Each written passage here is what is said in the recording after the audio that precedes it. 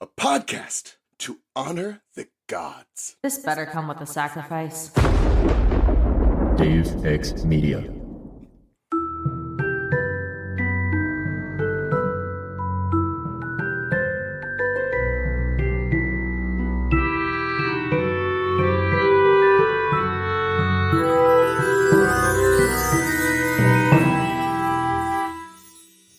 Welcome to the restricted section in which I am breaking up with Harry Potter, and it's the most painful breakup I've ever been through, including all the ones that made me write all that awful poetry. If you haven't done the reading, don't worry, we did it for you. Here's what we're talking about this week. Harry Potter and the Half-Blood Prince, Chapter 29, The Phoenix Lament. Named thus because the Phoenix's lament possessive is a nightmare. In which we're basically just sad the whole time and nothing happens. I'm your host, Christina. My co-host today is Mary Clay. Say hello to the listeners, Mary Clay. Ethan! You ruined my hello with your sneeze, which is actually a good opposite role reversal for us.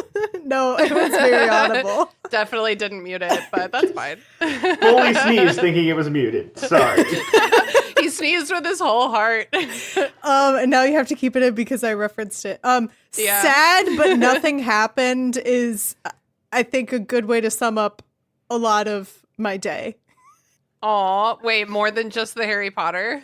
No, I mean, this part of my day is nice and fun, but Oh, okay. I've The rest otherwise of your not day had a was good sad, day. Unrelated. It was not to a good day, and so reading it this was not chapter was productive. the highlight of your day? No, not reading this chapter. Let's just...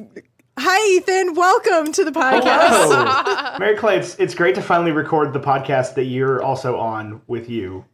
Have you guys never recorded together? No, we've done it before. Have we? I thought that was the whole thing. I'm sure at some point. I've recorded a podcast with you a million times. Hi, I'm Ethan. I am the host of the Bacon and Eggs, a movie lovers podcast. I'm a bad host. Thanks for handling it, guys. I thought you were calling me a bad host, and I was like, I'm literally about to tell you that podcast doesn't exist anymore, but okay. Ethan, you and Tyler and Mary Clay recorded the Order of the Phoenix film episode. Oh, thank you for that information. You've also recorded with Grace twice. I know I recorded with Grace. That other piece is just lost to time. Oh, and we also did the Prisoner of Azkaban film together with Haley. Yeah, That's a lot of people on one call. That's a lot of people who talk on one Zoom call. God damn. And it's not like, it's not like any of us can not talk. Like, it's true. It's true. Yes, Ethan is from the On Again, Off Again Movie Lovers podcast, Bacon and Eggs. The as of this point officially defunct Bacon and Eggs podcast. R.I.P. R.I.P. We love you. There will have been an you. extremely recent goodbye episode when this episode airs. Whoa. Oh. Okay. So. Well, I'm proud of you guys for doing It's all good. I know. It's a happy thing it's a sad thing, but it's a happy thing. I totally get it. Totally get Tyler's, it. Me and Mary Clay are both in the process of quitting podcasts. Yes, so we get it. Mary Clay ended just one launched a of podcast a mine. week Yeah. ago and is quitting podcasts. No, I mean, I ended the one before it, yeah. Oh, yeah. Okay. Saying goodbye, and then this is the beginning. You've been of saying the it's end. the beginning of the end for like 2 years now, because you've been like, guys, I scheduled out everything, and the podcast will end. But today I sent the schedule to everybody for the whole... Oh, yeah, Ethan also... Ethan, I put you on. Hell yeah, let's go. I was like, I gotta come back one time in the you, me death and year. Tyler are doing something together. I forget which one. I put you on The Thief for the next book. Ooh, that's a thing. Wait, sorry. Do you remember who the thief is? Yeah, I do remember who the thief is. Mm-hmm. All spoilers is that what you're gonna ask? Yeah, that was the question. I can never remember which way it all leans. Spoilers, all of the time. Okay, cool. That's great. It's the Did you opposite know? of my podcast, which is please don't spoil. Please don't ever spoil it for you. So the problem with me right now is that I work on Harry Potter content for a living at this point, and we are so deep in fan fiction that I have no idea what actually happens in the story at all anymore. Oh, there's a it's Bob's so good, Burgers yes. episode about that. Non-canonical. We are 2 episodes into a what if James had not given Dumbledore the cloak.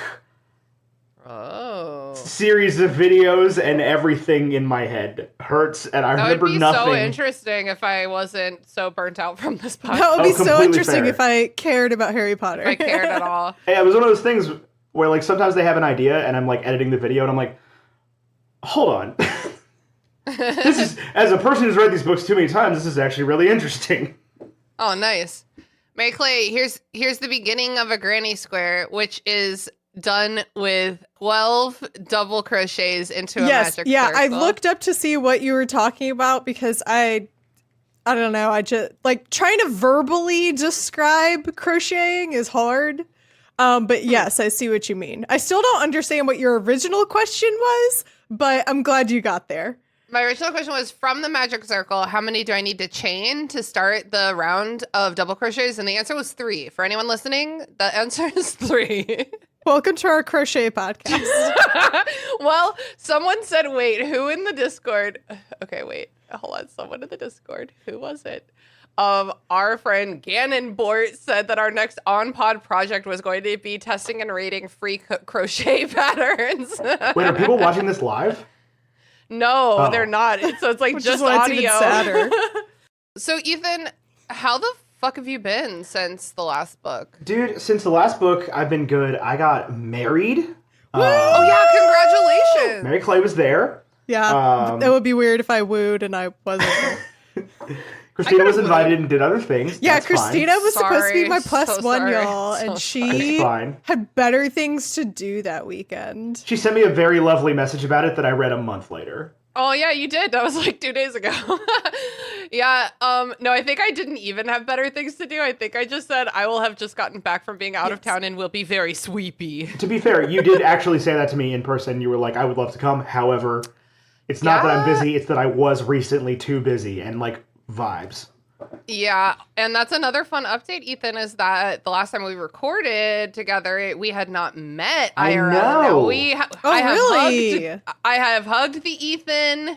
I'm a real life human being. witnessed. I have spoken to him face to face. Mm-hmm. We have had many beers and other drinks together. It was and great. The monkeys live on It my was a- desk at work now. The Oh, monkeys- good. That makes me so happy. Yes. Making little monkeys came in the cocktail at 3 Monkeys. Yeah, we had a very pleasant evening. One of those evenings where I was like, yeah, Sean, I'm just going to go to the bar for like an hour. And then I was like, okay, well, I guess I'm just going to stay out for the next 6 It was 6 one of those hours. times where you sit at a table having a good conversation for such a long time that you feel bad about taking up the table for that long. And you're like, shit, we need to leave. We got to go somewhere We got to go else. somewhere else. We've been And we went sitting. We did that twice. We went one restaurant away. Yeah. We were like, okay, well, Literally we'll just go down the next door. street, down the block. And I was sitting there like perched on the edge of my seat and perpetually like, I am keeping them too long. They have lives to go back to. Like, Bitch, I know how to leave a conversation that I'm not She enjoying. does. She does. I know too many people that don't though. And then like That's go also on true. and complain loudly later. It's like, oh, I felt like I was, stuck hanging out. And I'm like, well, nobody told you to feel like that. Whoa. Yeah, what? You can always just leave. You can literally say like, "Oh my god, I'm so sorry. I just gotta go home," and no one will challenge Yeah, you. for real.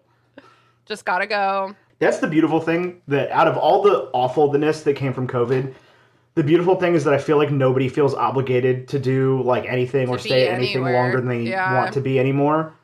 Yeah, my friend group and I has gotten very good at being like, "Well, I'm leaving. I'm bored. I'm gonna go play video games. All right, I'm gonna head out. I'm gonna go. I'm so glad to see you for your birthday. Anyway, goodbye." So yeah, we met in person. I got married. I have to move again, which is less than great. Oh, but, yeah, that does suck. I was literally just texting in our chat about moving, and I was and that Oh, like yeah. I'm feeling really. Her exact words were, "I'm bored. Should I move?"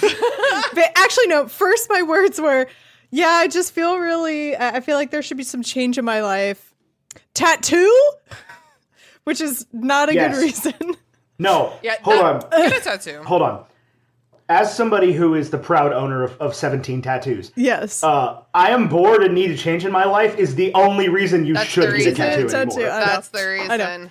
And usually, I'm living in the first apartment that I've ever renewed a lease on.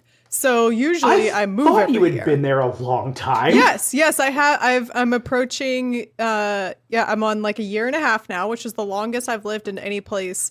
Congrats. Since like 2018, and so usually I just move when like that keeps my life, on its toes. And I was like, that's not a good enough reason to move though, because when you're bored, agree. because it's the worst. I'm sorry, Ethan, but it's the worst. But also, you're going to a You're gonna really do great. cool It's place. So I'm excited for you. But the process is terrible. It's going to end up in a good situation. But I definitely had that moment of like, I am 30 years old, I am married, and I cannot buy a home at this moment. And honestly, the option was just completely taken away from me because, like, even if I wanted to, I'm going to be homeless in 60 days, and that's not a long time enough to buy a home. Yeah. So it very quickly went from like, I have everything figured out to like, and there's the other shoe. Yeah. Oh my god. So. Wow. Do you have a plan? Yeah, no, it's all done. Okay, it's all done. it's all good now. I literally Okay. just have to book the movers. Like that's the stage I'm at. Hell yeah, and good on you for getting movers. 'Cause Yes. that's a Yes. game changer. So we got movers. So the last place I lived in was an absolute nightmare to get in and out of. Like we had to use an elevator to get stuff in because like it was the comical like stairway from Friends where like nothing will go up it. But so you had to use the elevator and like all of our furniture we moved in together. We got like brand new over time, and so like the dining room table had been delivered, the couch had been delivered, the love seat had been delivered, the bed had been delivered, and I'm like, I don't know how to get this stuff out of here. So we hired movers, and I was like, I'm never not doing that again. Mm-hmm. Yeah, it's literally it's so expensive and it's so worth it. They were done in like first of all they were cool as hell. They were done in like 3 hours, and everything was just easy, and like it took all of the stress off of me. Yeah. Except for packing. And we packed stuff in boxes that we would never normally pack in boxes because we were so scared the movers were going to be mad at us. And the movers were like, wow, you did way too much. Like, thank you, but like, don't feel like you have to be this way going forward. Oh my And I was god. Like what kind of stuff were you putting in boxes that didn't belong? I don't know, in just boxes? we put everything in like moving boxes. No, Like I your get like the weird, the Yeah. like awkwardly shaped things that like you don't necessarily like. A lot of like kitchen appliances are annoying because toaster, like when you coffee put pot. a toaster in a box or when you put a coffee maker in a box, there's like nothing else you can put in that box. Right. One ladle. Yeah. Well, and so like, and that was the thing is like I'd put like a toaster in a box and then just like fill it with kitchen utensils and like other crap, and like it was just an exhausting process, and that was very stressful. And then they were like, you didn't have to do all this, and we're like, oh, okay, cool. But they sent you like a super threatening PDF that's like every Yes! single item we have to pick Yes. up is going to cost you extra money, and they're like, that's Whoa. Yeah. not true. Yeah, a lot of moving companies will be like, send pictures of what you want us to move, of what you want us to take. Our movers will only take what you tell us, what Right. they are like prepared to take, which essentially just means like, hey, don't tell us that you only have 5 boxes and then Right. we get there and you want us to move the couch, you know? Right. Yeah. Yeah. And basically like the dude that I talked to the first time was like, yeah, that's so that you don't tell us that you don't have a piano when you do have a piano. Yes. And we Oh like my don't god. bring Piano I Steve with us. Like totally forgot about my piano. Piano Steve? What if that was your life? it's like, oh that's Steve. He pianos. moves the pianos. Like he's the one that knows how to do it. When I was a kid, my family was very pretty wealthy for about 6 years, and that's when we bought our big house and filled it with a lot of really expensive wood and custom furniture. And then came the divorce. We had to move out of that house. And I remember like watching this team. They were like individuals were carrying furniture that I wouldn't have dreamed of carrying with like a team of 5 people. Like they were just like popping it up on their backs and like hutting away. And I was like, what on earth is happening? Couldn't be me. But then I just helped 2 people move a hutch that I was selling out of my dining room. And I personally felt like I could carry it myself. And I did. And then the 2 of them together were like, it's pretty heavy. I don't know if we could get it to the car. And I was like, come on, girls, buck up. Come on, you can do it. Don't act like this. Like it's really not that heavy. So I guess strength is a gradient. It comes in all shapes and sizes. And like I'm a 30-year-old adult man. Like I wake up some days and my back don't work. at all. Ouch. Relatable. I know. I'm a runner and I've started just having like sore ankles all the time. And I'm like, ooh, I wonder what the problem is. And then a voice in the back of my head is like, there is no problem. This is just how your ankles are now, honey. This is just life now. This is how you are. Again, I work with a 20-year-old now, and she's like, oh my God, my back hurts. And I'm like, you shut your mouth. You don't know. Anyway, this has been some really good conversation. Remember about how we not opened Harry this Potter. conversation by saying that we had to change locations because we were talking for so long? We are a very chatty trio, and I love that for us. But I guess I am barreling towards the end of this book, so let's at least make a little bit of progress. Ethan, Harry Potter and the Half-Blood Prince, like, where does it fall for you in your book ranking? Do you like it? Do you not like it? Is it in the middle? I think so. For a long time, I would have told you that it was my favorite Harry Potter book. Like, Okay. bar none. When it came out, I was like, this is the best one. Like, this is as good as it gets. Like, it's an extremely satisfying story. It's an extremely satisfying ending for me. And, like, I think it's more concisely written than the rest of the super doorstoppery ones. Mm-hmm. And this one felt like, you know, you read Goblet of Fire or Prince of Azkaban, and you're like, this is a side quest. And you read Goblet of Fire, and they're like, this is where 90% of the plot happens. And you read Order of the Phoenix, and you're like, again, side quest for a real quest that happened in, like, 2 chapters.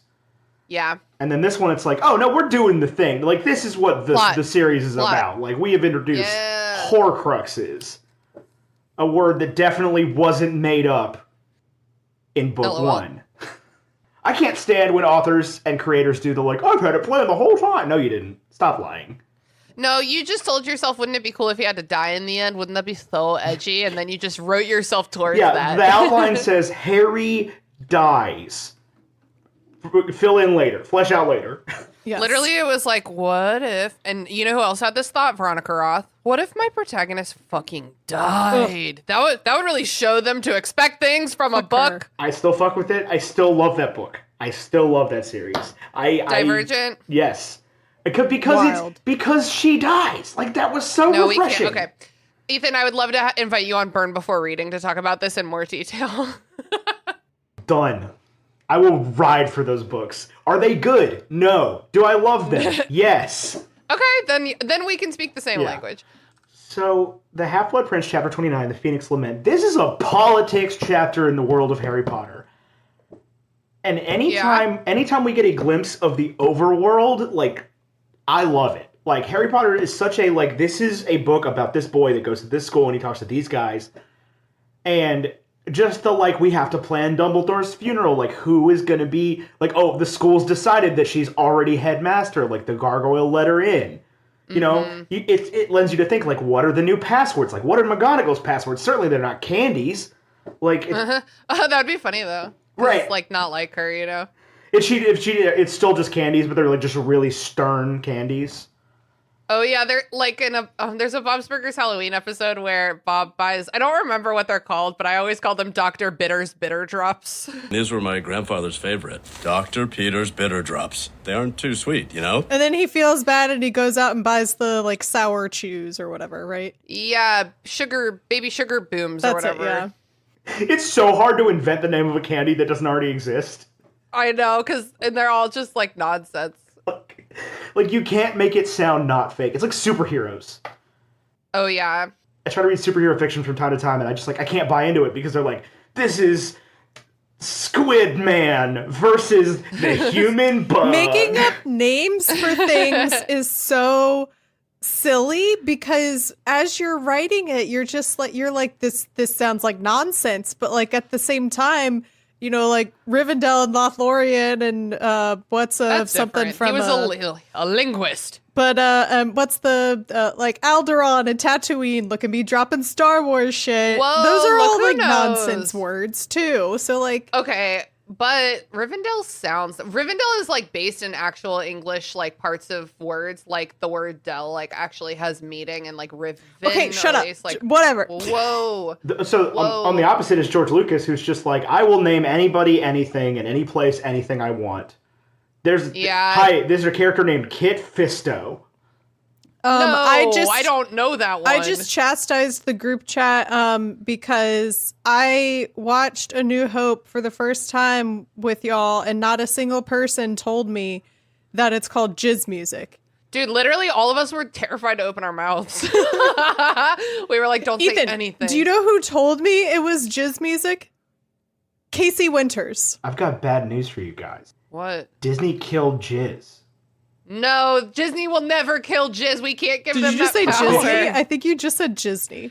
Disney. Officially, it's no longer jizz music. Shut Disney the really fuck up. I don't care what they say. I mean, I'm with you. I agree 100%, but I have to let you know that we're being censored in this way. I don't take it. I don't accept this. Like, this is the thing. These are the things we have to fight for. Yeah. How did nobody tell you it was called jizz music? Because we were literally so scared to open our mouth. That's fair. They were afraid to spoil things. But yeah, like, Ethan, Casey Winters was the one to tell me. Like, the absolute last person in the world you would ever imagine. Casey, who so politely and respectfully declined to come on my podcast because it was too rude. I was like, no, that makes sense. Dude, I hung out with him in person, in real life, and I felt so bad for who I was as a human being the entire time. I have those friends too, where it's like, oh, I'm ruining you every time I speak. Right, like, he should never listen to me talk about anything. I can't not swear for 8 seconds. And I'm with you. 90% of the time, especially when I've been drinking, 90% of the time, like, the things that come out of my mouth are absolute dog shit. Just pointless meanderings of the human mind that should not belong anywhere near Casey Winters. Oh, I feel you on that. So do we go chronologically? Are we chron-pod Do you want to here? talk about the... yeah, let's go Okay. chronologically. So at the...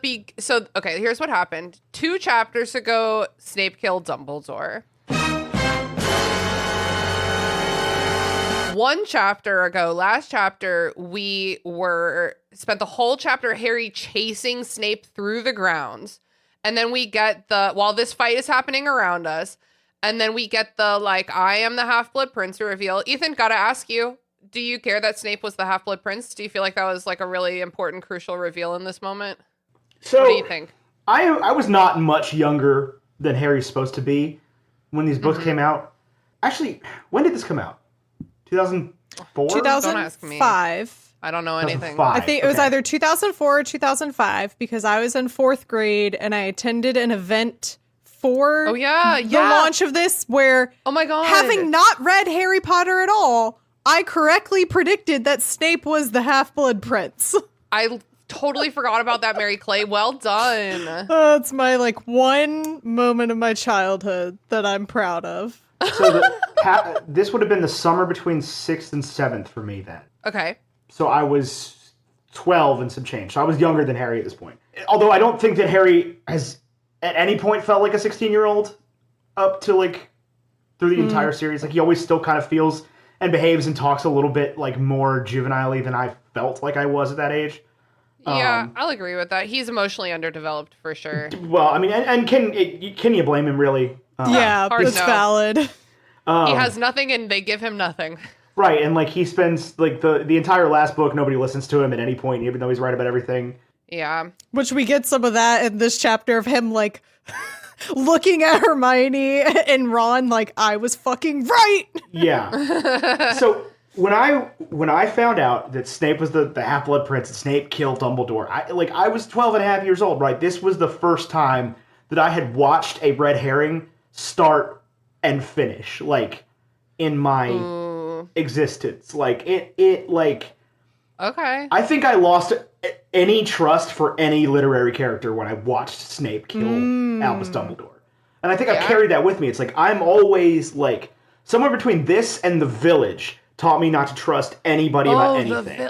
Oh my god, I'll totally agree with you on that one because The Village was probably one of my earliest crazy movie twists. Right, now I was just from there on out I was expecting it's never the person, because you got a little bit of that with Malfoy over and over and over again throughout the series where it's Draco is suspicious but not actually doing anything wrong.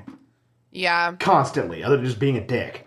And this one he actually does stuff wrong and it's right there in front of you. And I'm what is happening here? I remember this feeling of wow, that was a good twist. And now it's like, I can't ever go back and unfeel that, so it's like, oh, it's so easy to see it coming because I knew it. Like... Yeah, it's a great betrayal, and it's really wild because it is basically, like you said, like 5 full books of, like, the boy who cried Draco. Right. to set him up to not be believed here in the 6th book when he's finally right.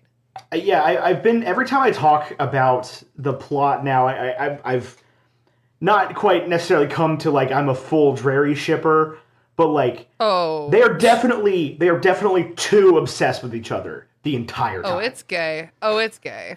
Like, there's no heterosexual explanation for this. Absolutely. No. Because like, you know, Draco is writing letters home about him.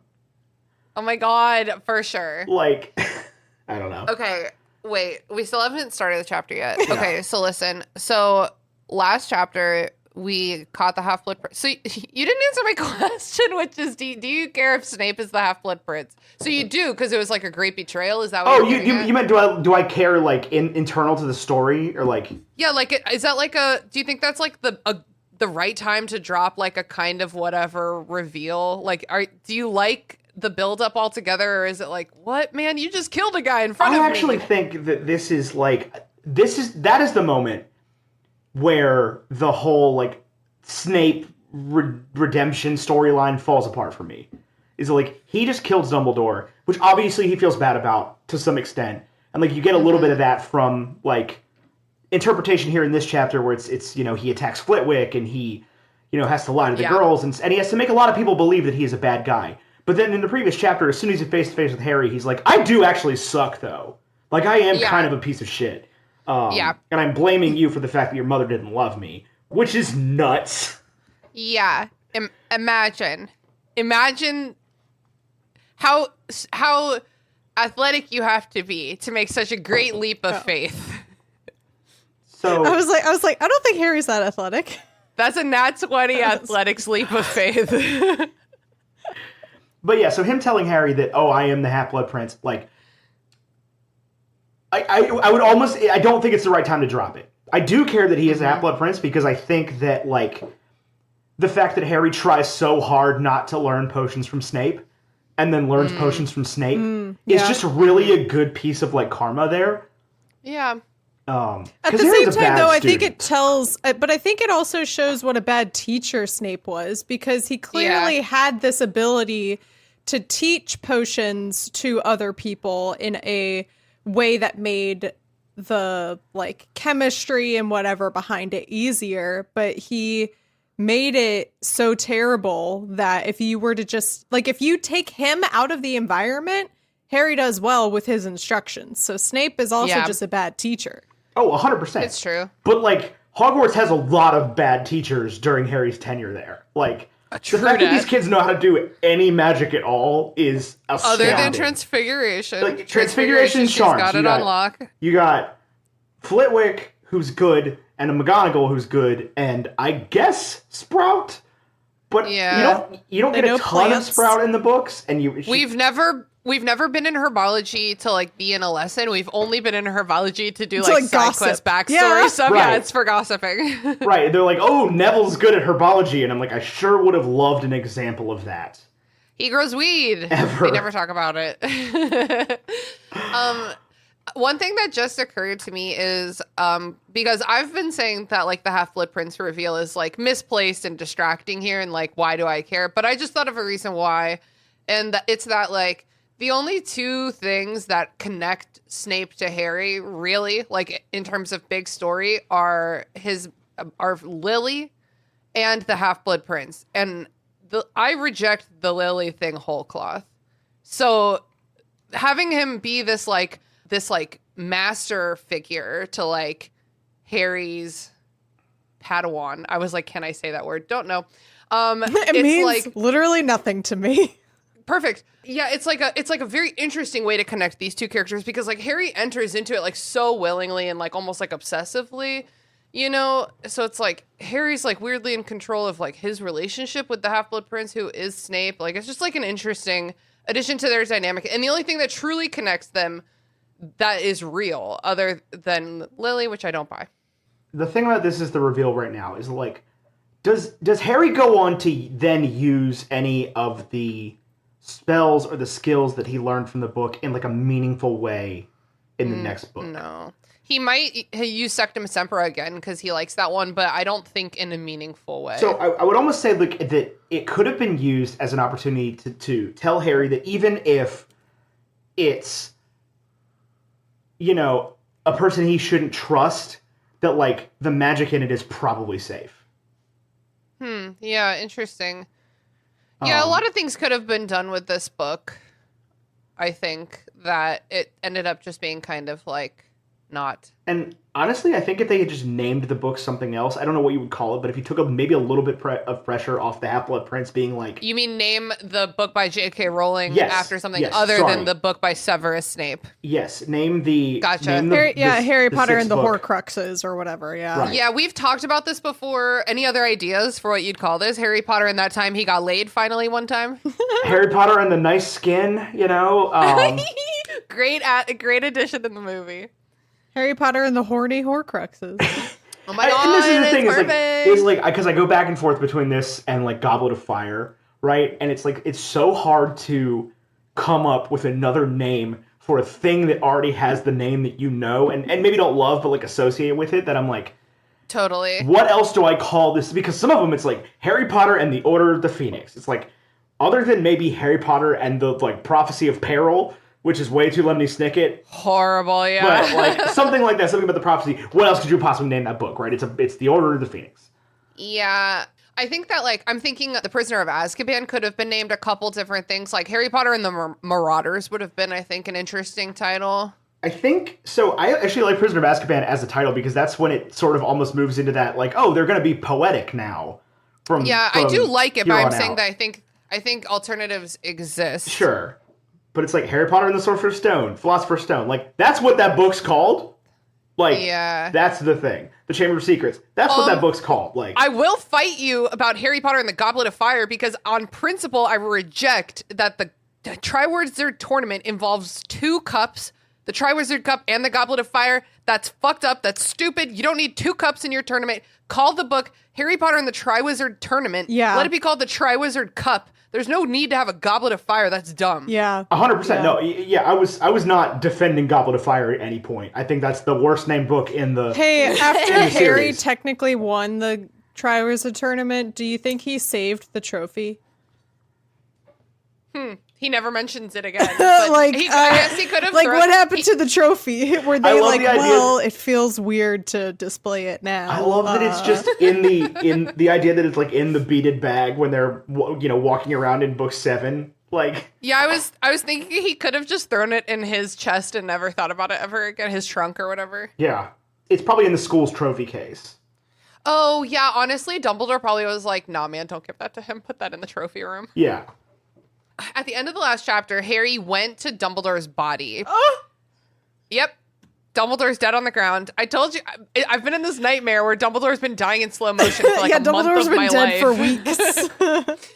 Harry's just sitting there like kind of in a trance. I think a lot of us know what it's like to like learn of an unanticipated death and you're just like body just like well, and also shut he down, was there like, for it, and and he's also just found out that the locket is also a fake, which for me is just always like the final punch in the gut. Yeah, he goes. It's like when you skip really far ahead in whatever you're watching, and it like buffers for longer than it should because it's like what are we doing here? He's just like buffering. Oh, Harry. Hagrid's like, come on, we gotta go. And Harry's like, no. And Ginny is like, come on, my sweet love. And he's like, okay. I'll go with you. You smell nice. Literally. I did read the few chapters leading up to this. Like, I'm so sorry. It's so depressing. You're a good, reader. I wanted the context. I wanted the context to make sure I had like all of the bits and the bobs and everything. Right. Yeah. Mm-hmm. As somebody that had my dad was murdered, right? Like this is a thing that happened in my life. J.K. Rowling really as much as I never want to give her credit for anything, or the author, as much as I really don't want to give her credit for anything, she does a really good job of what it feels like to see your father figure's lifeless, murdered body sitting in front of you, and like what that kind of does to a person in that immediate moment. It's a little bit like overly visceral for a what is essentially a child's novel. Yeah. And I was 25 when I had to deal with that, and that sucks.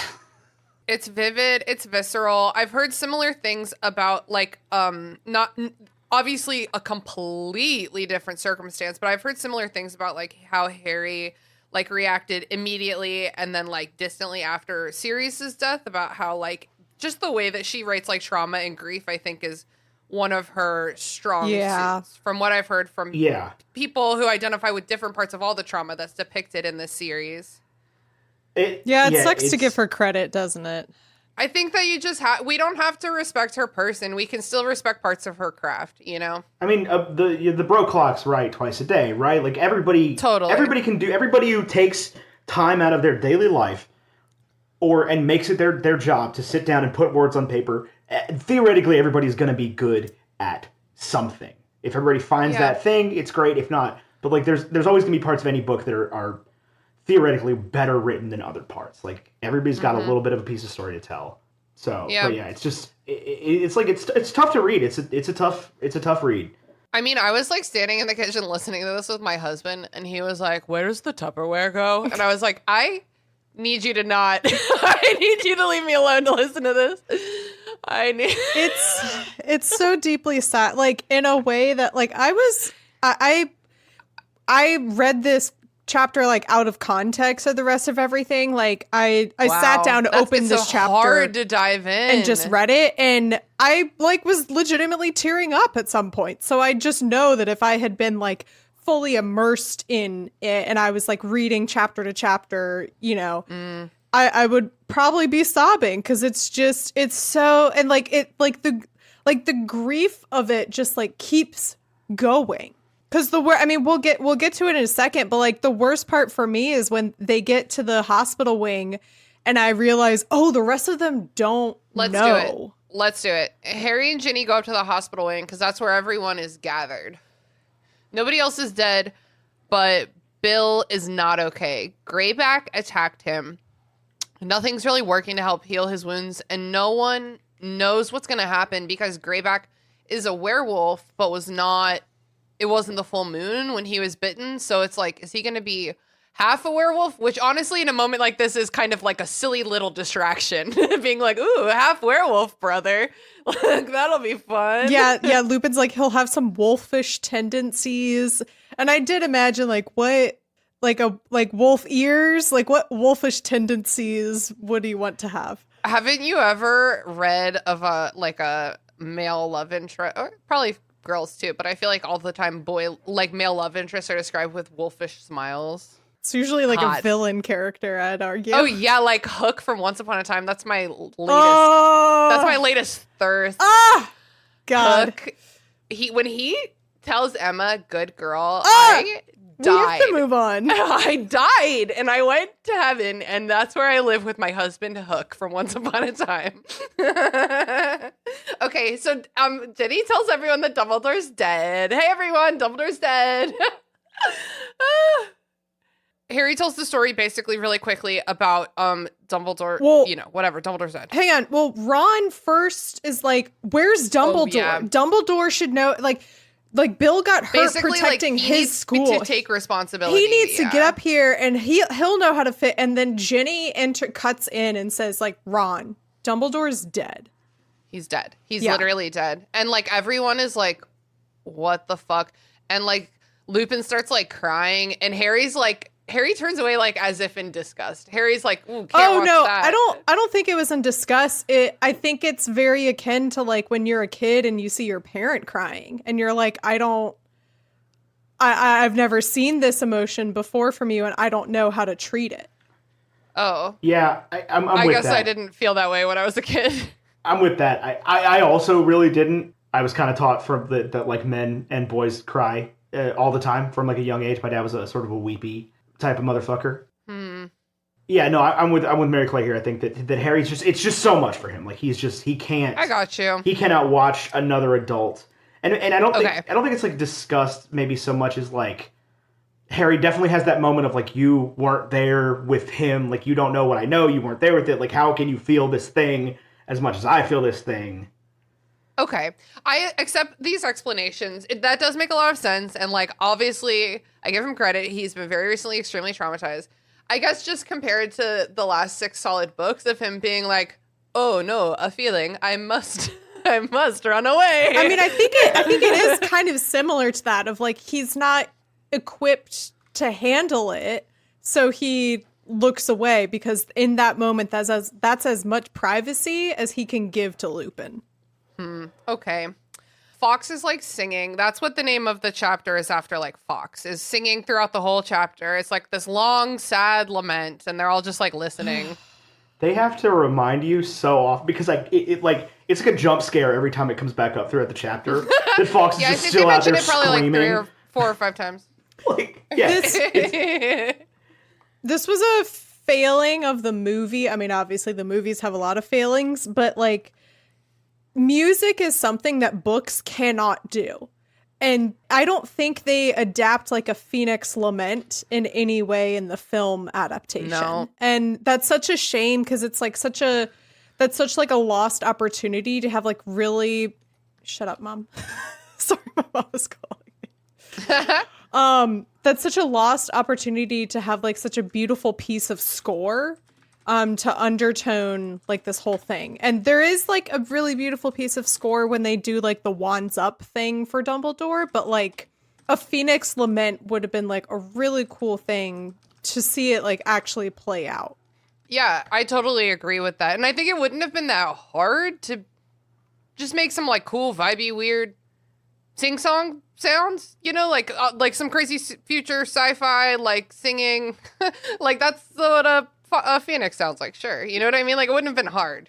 and it's weird because you're absolutely right. And like I typically go hard for the Nicholas Hooper scores 4 or 5 and 6.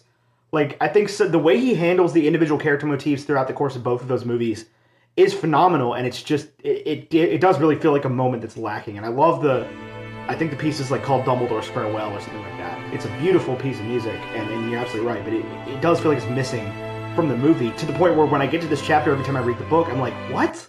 Fox is just like screaming the whole time? What is happening? He's screaming. Yes. He's just literally outside, so like sad. he's outside feeling it and going through it. My husband Sean and I have 4 cats, and one of them in particular, Pepper, is like very attached to him, and like all of them I think like him better because he's just like a gentler person. Like he isn't loud and he doesn't move This quickly. is true. I'm like I've seen kind you of a interact with frenetic your cats and personality. you like throw them around and you like do the thing with Penny where you like grab her stomach and like wiggle her I'm around. like dad with my cats. You know what I mean? Like we roughhouse. Okay. But so Sean is very much a homebody. He almost never leaves. But the other day, a couple weeks ago, he was gone for 3 days for work. And in the night, these cats were just off in the house crying because they couldn't find him. And I was like, you gotta come to bed. He's not coming home. And like, that's what It's is just happening me. that's what's happening with Fox here. Well, and the worst part is that like, and you can feel however you want about the sequels, if you treat them as canon, the movies and whatever. But the movies postulate that the Phoenix comes to the Dumbledore who is in need, and like you take that. Are you talking about Cursed Child? Is that what? No, I'm talking about. What are you talking about? You said talking sequels, about so we're Crimes of confused. Grindelwald, or sorry, prequels. Sorry. I don't really remember the Crimes of Grindelwald, which is like honestly good on my brain for booting. I don't think that I even because saw it. I don't need that. I saw it, and that's when I was like, I'm never fucking touching another new thing in this franchise ever again. I It think was so the producer disappointing. said the same thing because I don't think they're producing any They are more not. movies. They are Hell not. yeah, hell We're yeah. done after Shut it Secrets of down. Dumbledore, which is an insane way to leave off. First of all, that movie fucking sucks. Oh, It's that's the one Secret? I didn't see. so bad. The Oh secret my God. better be that he's gay. If the secret ain't that he's gay, I'm not buying it. Hey, I have a secret of Ethan for you. The secret is that he's gay. What? Really? Like directly gay on screen, yeah. Really? Yeah. What? They did that? Maybe it's worth I watching. don't think there's man. I don't think there's like a kiss, but there's like a Well, then It's not worth gay if they watching. don't kiss. I mean, he Yeah, literally sorry. Dumbledore literally says like we were, we're more than friends. We're more than brothers to Grindelwald. So kiss me, bitch. Prove it. Well, he was talking to a mirror, so. Kiss me through the mirror. Yeah, Soldier Boy couldn't tell him, kiss me through the phone, Grindelwald. So the Phoenix is singing. Okay, anyway, so what I was saying is, in Go those ahead. dumbass movies, they say, presumably with the author and the screenwriter's permission, that the Phoenix comes to the Dumbledore in need, and now rethinking... What Dumbledore does it come to? Oh, I remember. Yeah, at the end of the second one, when they reveal that what's his face, Ezra. I'm not naming that person. Yes, but that character Yeah. is. I'm just going to spoil all of the movies. That character is revealed to be of the Dumbledore family, and then like Isn't a his little name like Eustace or something? It's Like Credence. Clarence? Credence. I believe Credence Eustace. Barebones, and then He's Bare a Dumbledore, bones? and then it ends with like a baby Phoenix coming to him. yes, Dude, having a last name like Barebones is giving like too poor for a last name. It's like, well, no, literally, that's the whole story. Like What, really? you're nailing it to the wall. Like, It's almost like I could write this. but yeah, so I think I now my headcanon here is that Fox ceases to be at the end of this song. Not just flies away, Okay. but like immolates and does not come back. Yeah. Okay. So McGonagall comes in, and then they have to tell her what happened too. And everyone is very shocked to learn that Snape did the deed. And it's actually, I think, an extremely satisfying exchange when Yeah. everyone's like, what the fuck? That he trusted him so much, and nobody knew why, and he was wrong. In the end, he was fucking wrong. And everyone's just like, fuck! And it's very delicious to read. Yeah, Harry's just like, I fucking told you. I was right. I was right. I was right. I told you. It's like, I fucking told you. They almost get me to feel bad for Snape. I know. I never do. I don't feel bad for him, but I do think that this part of this book is the best Snape. This is the best stuff Snape does as a character. 100%. He's like putting himself on the line, being a double, triple agent, Yeah. like giving it all up to complete his like debt or whatever. Like, I'm so here for this part of his character. Yeah, Lily shit aside, this is the time where Ugh. he is a good character in a book. Like, Yeah. right now. Yeah. He's not being a shitty teacher. He's not being a bad person necessarily. He is just doing a hard thing that is probably Yeah. very difficult for him. Yeah. Yeah. So McGonagall's like, I fucking alerted Snape to the fighting in the first place. And then there's a lot of like, well, and I failed too. Yeah, it's The a lot of like order- it's all my fault because It's all my fault because we're all Gryffindors. I went and that's got. what we I say. told Flitwick to go get Snape, and then Hermione's like, "It's our fault because we let Snape go." And yeah, And it was like- Dumbledore's plan the whole time. It's just so crazy to think about, like, him planning his own death, like, knowing, it's just, I don't think he everything knew changes, you it was know? going to happen like how it happened. I think he knew like the vaguer bullet points of like Yeah. Snape is like the Malfoy boy has been assigned to kill me. Snape, you're gonna have to kill me. Because I think what I was on for the chapter like right before they go to the cave. And we talked about how like, oh, this is Dumbledore's last day. Yeah. And like whether or not we thought like, do you think as they left for this mission, he knew that like, this is my last day. This is like my last moments. Like what I'm about to do is going to lead to my, directly lead to my death. Mary Clay, that was like a month ago, and we're still on the same day. Isn't that crazy? Yes. We're still on the same day of the book. You're still in the same, like, hour. Yeah. In book time, you haven't moved forward at all. Yeah. Wait till you get to Deathly Hallows. So, Like the last half of the book is all one night. That's true. so I've had to do some recent digging a little bit into Dumbledore dying and this whole thing. And if you look at how prophecy works in Harry Potter, especially centaur prophecy, the central idea of it is that the stars and the moon and everything are like, they're using actual astrology. And astrology is telling them things that are going to happen at Hogwarts and to the people and stuff involved. And the stars are telling them this, but the stars don't know, like the stars can't see when it's going to happen at all. They just have all of the events laid out in front of them. Sure. And so, like, theoretically, when the centaurs know that Harry Potter is eventually going to go into the Forbidden Forest and he's going to fight Lord Voldemort.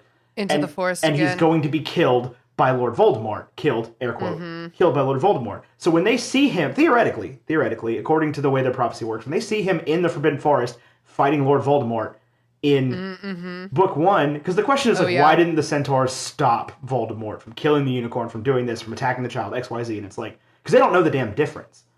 So I do think there's a real possibility that Dumbledore did actually know exactly what was going to happen, probably a long time ago. But you mean from, like, getting that information from the centaurs?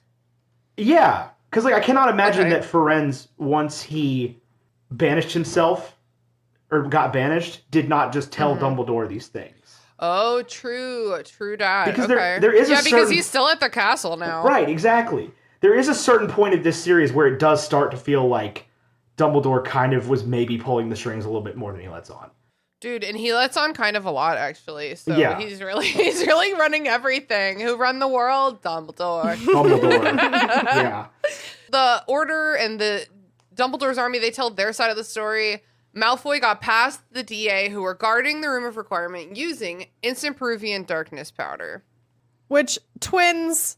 Yeah, twins. Fred and George, why would you invent something like that? Well, that's a great question because Ron says we'll have to talk to them about who they sell their products to. And I'm like, you can't just be out here like, oh no. Hey, I think you look like you might be a bad guy, so you can't have this thing. Like, what is that rule? Yeah. Don't sell to Malfoy specifically. Right. Your like, reasons? Maybe just don't unknown. invent siege weapons. Sure.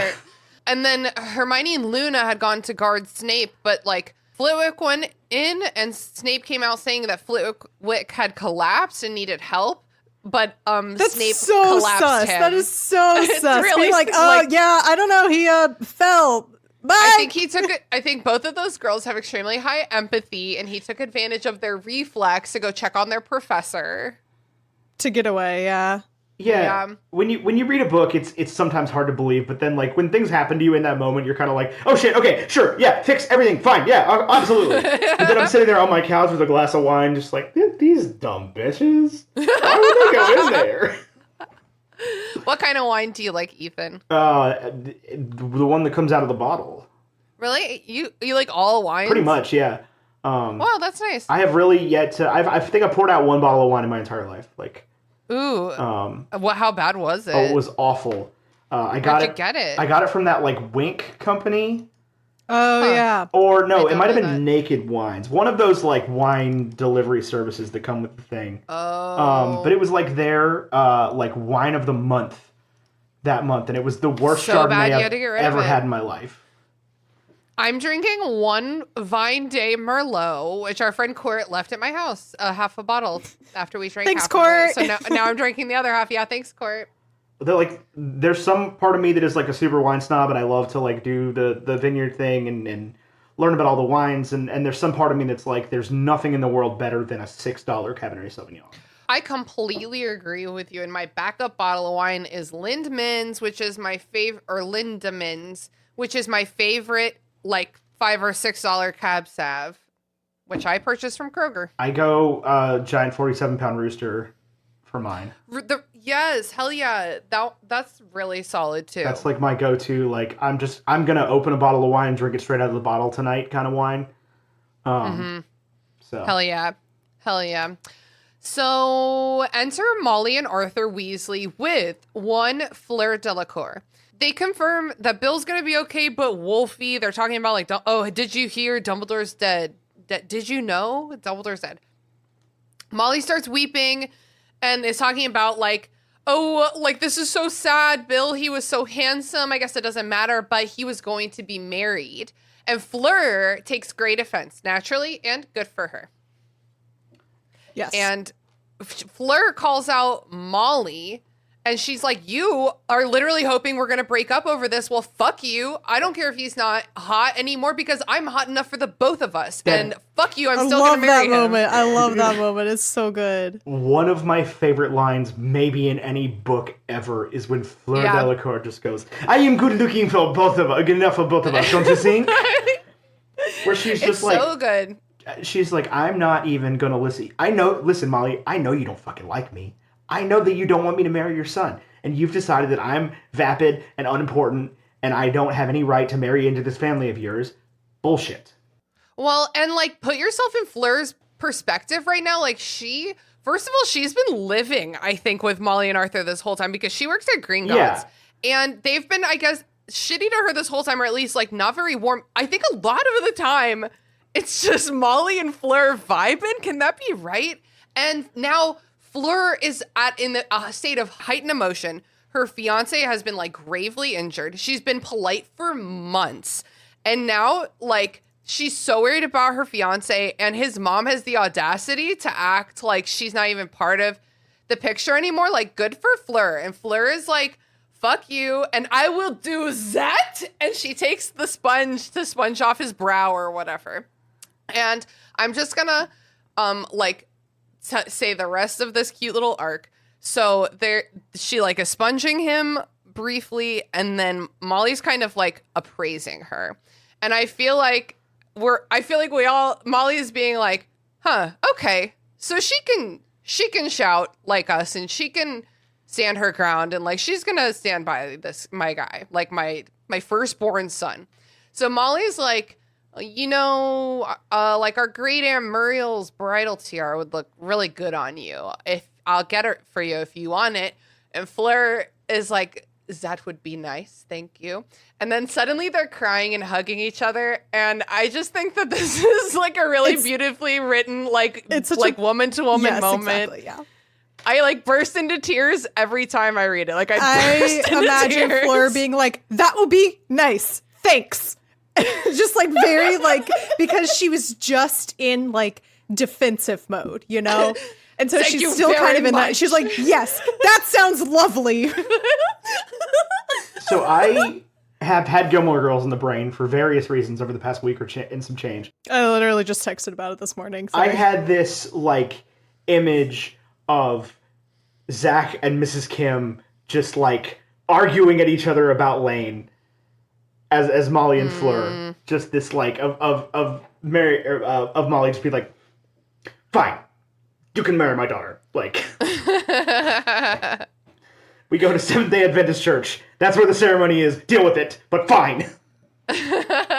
It's such a great moment. Like, and I just got married, so obviously I'm still definitely in my honeymoon. I mean, I literally leave for my honeymoon in a week.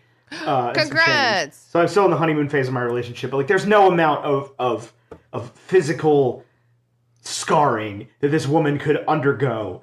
This physical damage that a woman can undergo, where I would love her any less at this point in my life. Like, she is the light in everything I do. Like, and it's hard to explain that to older people who've been married for a long time and have forgotten a little bit of that, right? Like, sometimes, I'll talk to her parents about her, and they're like surprised that I can feel these things that I feel and feel the way about her that I do, because like they're just, even though I'm 30 years old, they don't always think me capable of it, just because they've forgotten what it's like to live in that moment. And so like I do think this is a beautiful representation of it. And it's the same thing that Molly talked about in Order of the Phoenix, where she's like, we had kids, like we did the things, we didn't know what tomorrow was going to be. And Fleur's sitting here like, I don't know what tomorrow is going to be. I know that I want to spend it with your son, and that's just gonna have to be good enough for you. Oh, I'm like weeping. It is like so beautiful. Like, it's so hard. It's so hard to like enter a partnership with someone and take on like all of their family and all of their baggage, but you like do it so like, hopefully you do it with like your whole heart. And like Fleur just is such a bad bitch. She's a ride or die bitch. Like, she like, sure, they hooked up for the first time because they were both super hot, but she loves him now. And in books and stuff, they always give, especially dudes, like very badass scars anyway. Oh, yeah, he looked cool as hell. Yeah. And like, first of all, there's no world in which you're making like Domhnall Gleeson hot. I can't. No, buy I it. know, and they made his scar very small. I think. Yeah. Like, Yeah, what if he got scratched on his little cheek? Yeah, what They if you were just already, got like a like- little scratch? Yeah, this is like, oh, it's little Bill Weasley. What is he gonna do? It's like you're not like big badass fucking dragon. Yeah, tooth he's earring, not a presence in any way.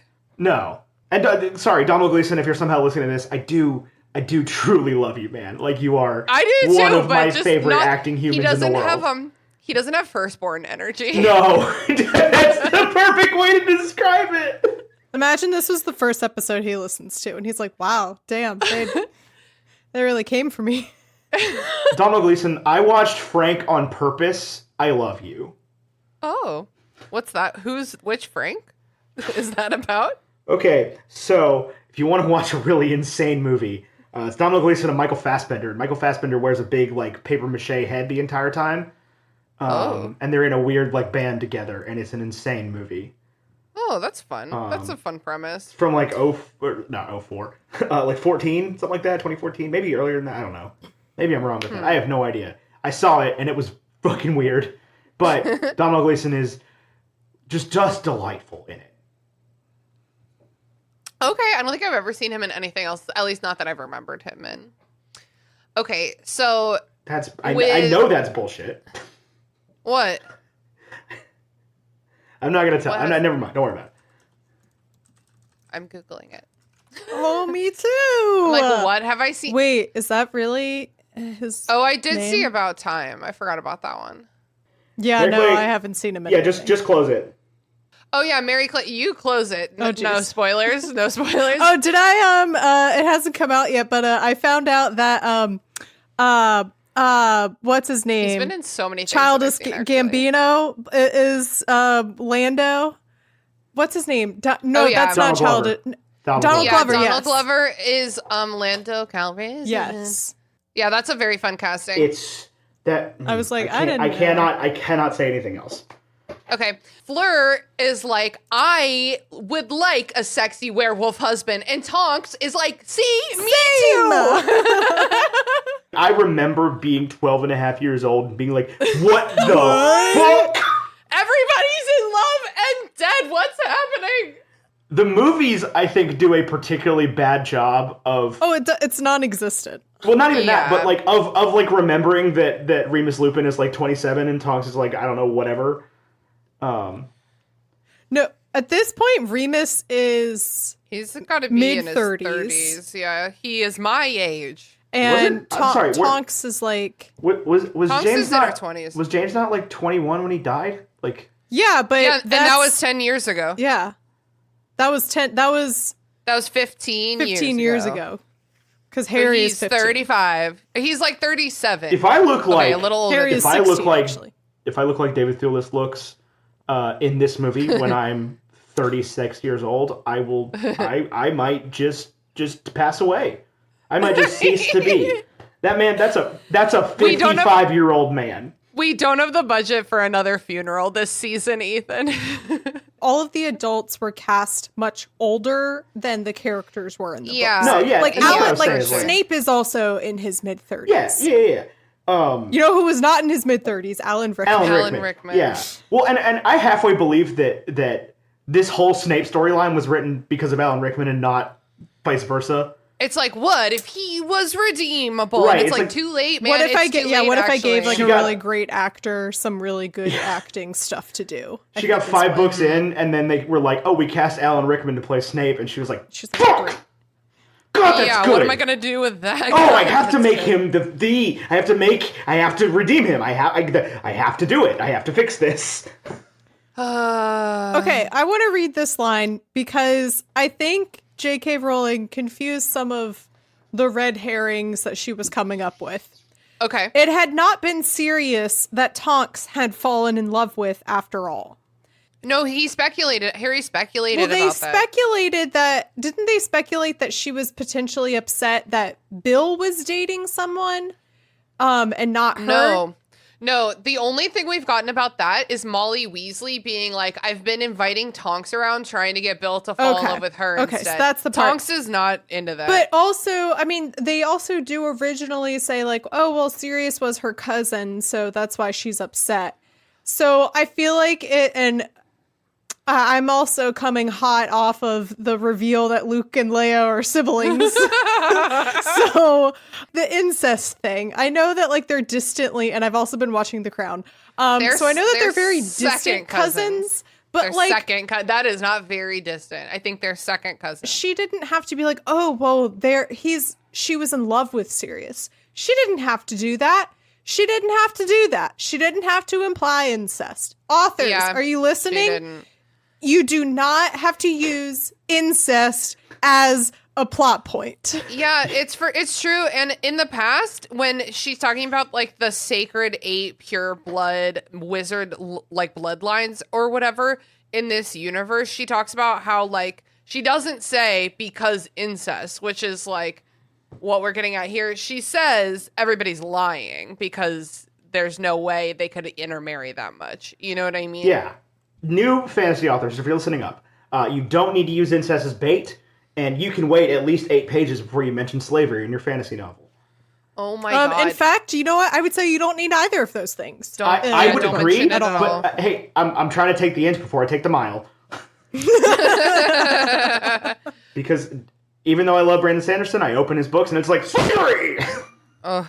We learned the reveal, Tonks and Remus are in love. And this is what, okay, sometimes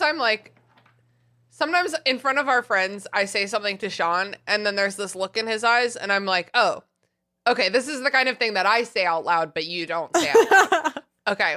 Oh my god, I'm so sorry. I tweeted something that was supposed to be about Gandalf, and I used the word Bilbo. I used Dumbledore instead. Nice. Because we were talking about fucking Dumbledore. Okay, that's what I get for trying to send a tweet and talk about Harry Potter at the same time. Yeah, that is what you got. Tonks and Lupin are me and Sean in this moment because she's like, see, I'm in love with you. And he gives her this look and she's like, oh, is this, I thought now was the time to get out in the open. And everyone is just like, come on, Remus, be happy. And he's like, no, I want to be sad. But also, I think he has valid reasons for being like, I don't think this would be a healthy relationship. Okay, but I get that you really get the impression that he's like leading her on a little bit, or like, it just feels like he's like not, I don't know, man. This whole relationship pisses me off when it's all said and done. Yeah, well, what Lupin does in the next book to me feels unforgivable. Lupin is, in my mind, Lupin is completely unredeemable. Yeah, early Lupin is so good, but then he takes actions that I don't like. I'm sorry. Well, and the fact that they ain't both had to die. Like, you know, there's no good reason for that. But it had to be poetic. Yeah. It's like the circle. It's like a new orphan who won't be as sad. A new orphan as touches the last beacon. one. Yeah, I don't need Harry to have his own orphan to raise. The orphan cycle. He'll do it better than Sirius did. He'll be the cycle Sirius. just sounds like a fantasy dystopian series. The orphan cycle. We need a new orphan to take up the mantle of the old orphan because the old orphan is married now and he has his own kids. Right, the orphan cycle. Dear God. Plot twist, the Hero of 1,000 Faces is just one continuous cinematic universe, and the orphan just keeps transferring. It's all the same orphan. Just every time one dies, a new one's born. I think one of the plot twists has to be that the orphan discovers their long-lost parent is alive, and that they are no longer part of the orphan cycle. Oh my God. As the resident orphan, I'd be stoked. Like in The Little Princess, like in A Little Princess, she gets out of the orphan cycle. Spoilers for A Little Princess by Frances Burnett Hodges. Oh, man. Oh. The orphan cycle is maybe the best thing we've come up with. I am really, really good at coming up with, I would say, like B movie plot type ideas. Like Hallmark movie, like very like like corny, cheesy story ideas, and then I just never do anything with them. I'm gonna write one someday, and then I'm gonna put on the cover written by Christina Kahn and Mary Clay Watt, and then you go to the dedication page, and it's like, well, it was Mary Clay's idea, but I wrote it. She gave me permission because she has zero follow through. You should read Yellowface by R.F. Oh yeah, I own it, and it's on my shelf. I will be reading it. You should absolutely read it. I'm going to. Owning it is serious business. Okay, well, I would argue that most people I know don't feel that way at all.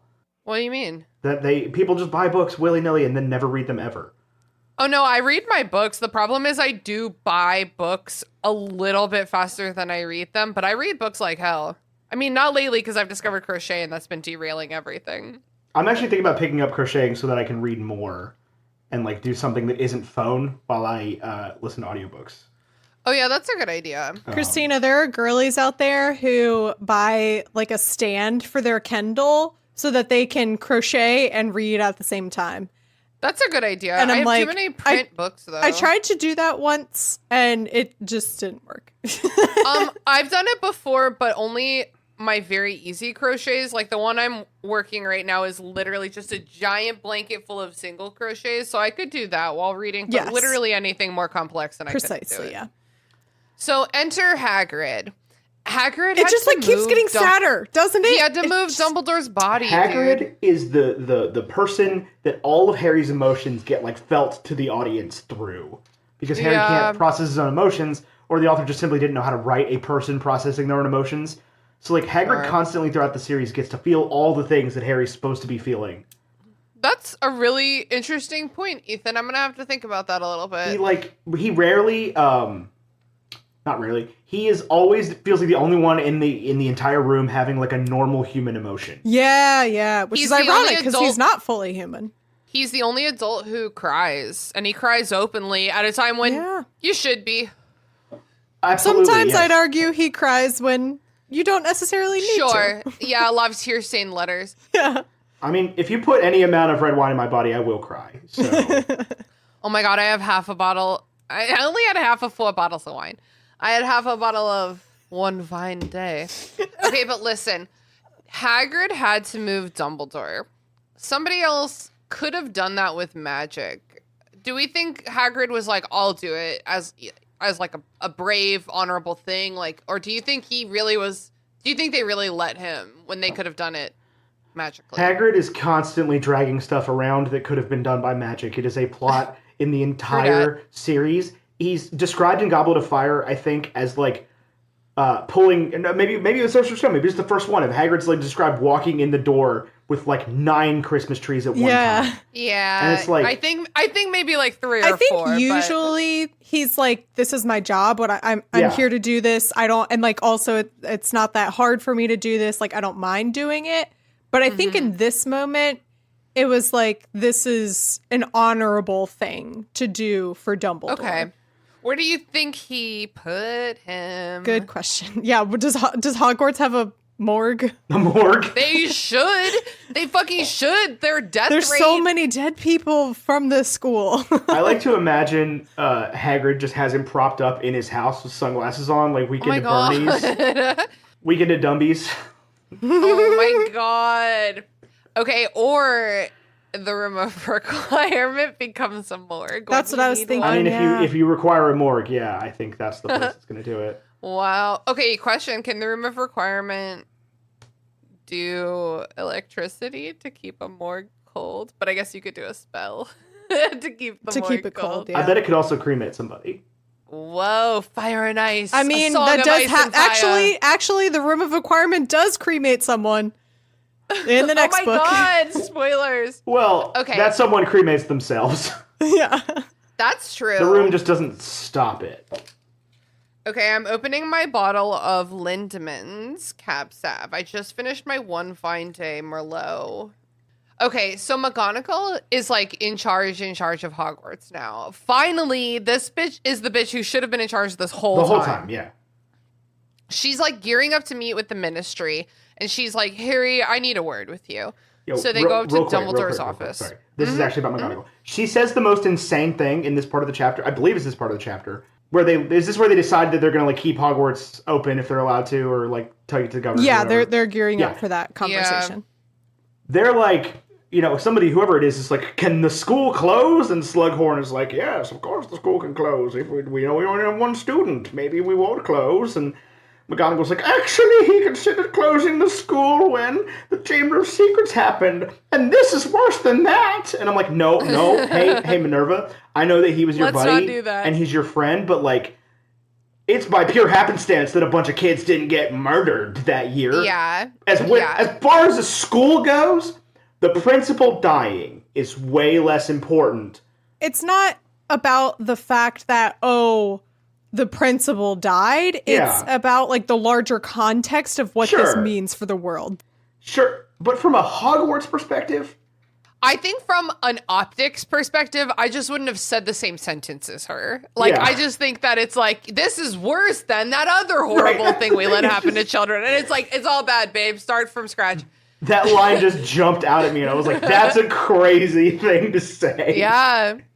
So there's a new Dumbledore portrait. That to me, honestly, It just feels kind of like more automatically- I final want than the lore anything. about the portraits. Like, Yeah. it was so automatic. If you haven't already signed up for our Patreon for $5 a month, you can get our bonus episodes. And one of our episodes is I just let Zach rant for 45 minutes about like the nature of art in the wizarding world. Zach from My Cabbages. I think we did talk about the headmaster portraits. Like, do you get them commissioned while you're the headmaster and you like teach them how to act like you real good to advise like future? I don't know. I think The Office just does who it. put the painting? It's like enchanted to. I know, yeah, because it's like That's cool. who put it up? Did Filch come in there and put the painting up? When you sign on as the teacher, do you make the portrait and then they just keep it in storage for when you're dead? If The Office does it, like, does that mean The Office is sentient, or does that mean this is AI art? I wouldn't be half surprised if they weren't like basically the same magic as like a Horcrux is. Where like, whoa, that's With, like, a really piece of your soul in it. interesting. where when you sign That's on to be so headmaster, you have to like interesting. give up a piece of your soul to help protect the school in the future. And he's like so intimately connected with the school in a lot of like deep magic ways that we don't really get to Yeah. explore. That's very interesting, Ethan. 'Cause, like, and the room is clearly, the office itself is clearly sentient to some degree, in much the same way as the room requirement clearly is. Because it locks Umbridge out on purpose. Like, nobody told it to do that. Dumbledore wasn't like, hey, there's if I get kicked out and they put this bitch in charge, well, but don't let her maybe in. she. But how do you know I he fully didn't do that? but here's the I thing, think Ethan. he I would. fully think he put some think kind he of would. enchantment on that was like only the true headmaster of Hogwarts can get in. Right, but so I guess that's my point, is like the room knows who the true headmaster of Hogwarts is, though. Yeah, because it lets McGonagall in because like she's the deputy headmistress like to Dumbledore now, rather than like Umbridge where that was like a hostile takeover. Yeah. And it opens up for Snape as well in the next book because the office might know what the whole fucking plot is that Yeah. Dumbledore took to his It's like, you're a grave, but good the guy, office yeah. knows. Oh my god. Because like the room of requirement is a living, breathing character in this book series. Like the room knows more than just what you need, but it like knows that like I have to give Harry the correct version of the lost stuff room in such a way as he can find this lost thing. Like it's Team Dumbledore. Yeah. Yeah, totally. So McGonagall is like, what were you and Dumbledore doing? He's like, let me stop you there. I can't tell you. Yeah, he's like, per Dumbledore's instructions, I can't tell you. And she's like, well, he did. Instructions, no good no more. And Harry's like, no, he never told me to stop if he's dead. And I'm like, well, Harry, I just feel like that would be at your discretion personally at that point. But Insane amount of loyalty he shows this man. I mean, know. that's like precisely what Dumbledore made Harry promise before they left, is like, you have to follow my exact instructions and word. Even if it's not in your, even if you don't think it's in your best interest, or even if it's like, because he says like, if you have to run and leave me behind to die, you have to listen to me. For Yeah. sure. So that's how much trust he had in Dumbledore. I think it's just kind of All of presented it. here as it's almost like an easy thing for Harry to do, like the obvious thing. And I just like I've never been in a scenario where I had to lie to somebody like that, like, or not lie to somebody, but had to like just kind of Say stand my hard ground in no. that manner. And like I cannot imagine like doing that as a 16-year-old kid to McGonagall. basically the right hand of God as far as I was concerned. Yeah. Yeah, well, when I was 16, I was just so used to getting in trouble that I was like, everything is a getting in trouble opportunity. And like, I feel like Harry kind of is the same. He like do stay getting in trouble. So it's like, oh no, might as well just do whatever. I left 'cause- the school property without a permission form. She's going to yell at me. Not a permission for. So basically, Harry's like, I won't fucking tell you, but I will tell you, Rosmerta is definitely under the Imperius Curse. And McGonagall's like, word, thank you, I will handle that. Enter Slughorn, Flitwick, Sprout, and Hagrid, which is so cool because it's like, it's like the 4 houses and then like a heart. By your powers combined, I am Captain Planet! Yeah. I feel like I always took that as McGonagall basically saying that like he's the head of Gryffindor now. Oh, that's sweet. I like that. Yeah. That's really cute. Yeah, kind I've of never like thought of she it. needed like another mixture of opinions in Right. there. Yeah. Because she's headmistress now, like, Yeah. Slughorn's She's filling in in for charge. Snape now. yeah. Yeah. Interesting. One of the portraits alerts McGonagall that I almost said Prime Minister. The Minister for Magic is en route. And McGonagall is like, I don't think Hogwarts should stay open next year. And they argue about it a little bit. I think it's Slughorn who says like, even if it's just one student who wants to come here, I'm willing to be open and teach. In this economy, absolutely not. That's a nonsense way to run a school. But like it's also, and like he's representing Slytherin at this point, and so like that's such like a stark contrast. Like we're having this like moment of like compassion from like a head of Slytherin for once. My notes say Slughorn says to close the school. Oh, never mind. It wasn't Slughorn. Was it Flitwick? Was it? I think Humphrey? it's I don't- Flitwick. Okay. I think it's Okay, Flitwick that no, says if guys- there's one Guys, I student- got it. Okay. No, I got it. Okay. Sprout says that Dumbledore would have wanted it to stay open. Slughorn says, no, close the school. Flitwick says, I'm lawful. We need to consult the Board of Governors. McGonagall asks what Hagrid thinks, and he's like, it's not my business. I'm not a head of house. But McGonagall doesn't say any of the things we just speculated. She's like, Dumbledore always valued your opinion, and I guess because of that, and not because of you, I also value your opinion. And I think Hagrid's the one who's like, if they want me to teach him, I will. I think Sprout maybe says the first thing, and then Hagrid like echoes it. I know it's Slughorn that says like, but we even have one student. Yeah, and he's like, they'll probably be safer at Hogwarts, but you can't tell moms that. And I that makes sense to me. Yeah, I get what he's saying, which is that like in a moment, in a time of war, which is what they are entering, they're probably no safer or no more in danger at Hogwarts than they would be at home. But in that moment, as like a parent, if like your child is going to potentially be a casualty of war, you would want them to be with you, you know, like that kind of a thing. Slughorn do Yeah. kind of be the only just like regular dude here at all times. Like I know that he's like a coward I love in the him. literary stance. No, like, but he's real. He's real. but he's the only one that's like, hey guys, you're all insane constantly. Like, I don't want to fight this war. It has nothing to do with me. He's Even a though he gave Taurus, I swear to God. the Dark Lord, information or whatever. Like that's Yeah, He didn't mean that's to. rough. It was That's he rough. just he didn't mean He to. was like, what a wonderful, curious student. I know.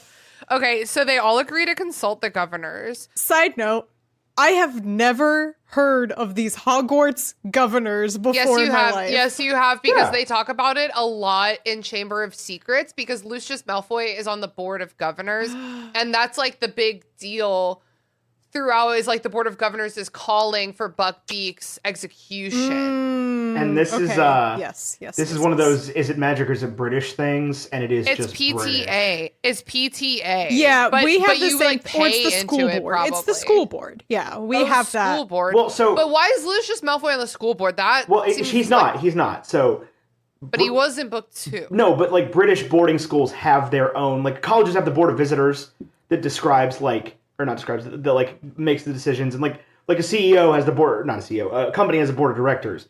Like board of governors for a private school in Britain is the same thing as the board of directors for like a company. Like they're the people that are there because they like give a bunch of money and they support the school in a big way, and they're just like the people that have been elected or chosen to represent the will of the parents at large. I think Lucius was in there because of his money. Every single person on that board would have been somebody that was there because they gave a shitload of money to the school. Like, oh, okay, I see. That's where the endowment comes from. Which means it was probably a lot of Slytherins, honestly, like Lucius and his boys. Almost certainly, yeah. So I wonder who's on there now. Which is interesting, because wouldn't you think that the Slytherins would have wanted the school to stay open in Chamber of Secrets if the heir to Slytherin was killing off mudbloods, you know? Like, oh, interesting. Well, maybe like hashtag not all Slytherins. They did keep the school open, like, ultimately. They kept the school open. They fired the person that was in charge, and they kept the school open. Whoa.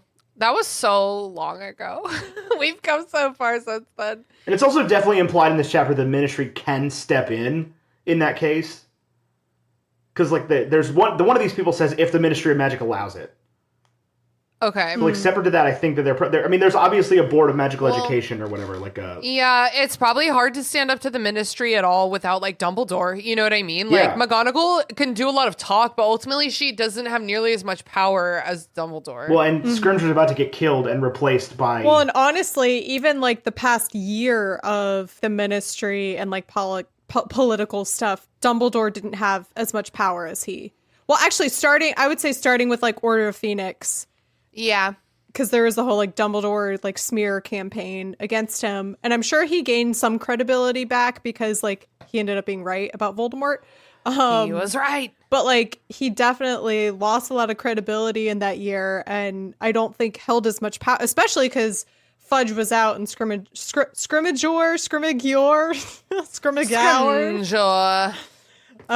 you know, didn't like Dumbledore. So. Mm-hmm. So ultimately, they decide that like the students should be allowed to stay until the funeral, and then like the Minister of Magic is coming, and Harry's like, "Can I leave? Can I leave immediately?" And McGonagall's like, "Immediately, like yes, immediately, run." Time out, like real quick. How do you think like Jimmy Peaks, the Gryffindor beater, feels Don't about talk going to me about Jimmy Peaks. How do you think he feels about going to Dumbledore's funeral? Like, how do you think like the random students are like? I think duty, just like I think you just do that for your headmaster. I guess so, but like again, I can't imagine like if my principal died while I was in school. I can't imagine being forced to go to his funeral. Wait, I think that I would have. We really liked our principal. I think we would have all gone to his funeral. Yeah, I think it's just there was way too many of us though. Also, it's not so much like, oh, the principal died. He's also this huge figure in the wizarding world. That's a good point. And so, like, he has this huge reputation outside of just, like, being the headmaster of Hogwarts. So, for, like, the first year Muggleborns, they probably don't care as much. Right. But I imagine a lot of the students, even if they, like, didn't have, like, a personal relationship with him, are still probably, like, let's go show our respect. I guess so. It seems like he's the most important person in the entire world just because Harry is the point of view character. But like it's revealed pretty shortly in the series that like he never spoke to Ron. Yep. Yeah. That's really funny.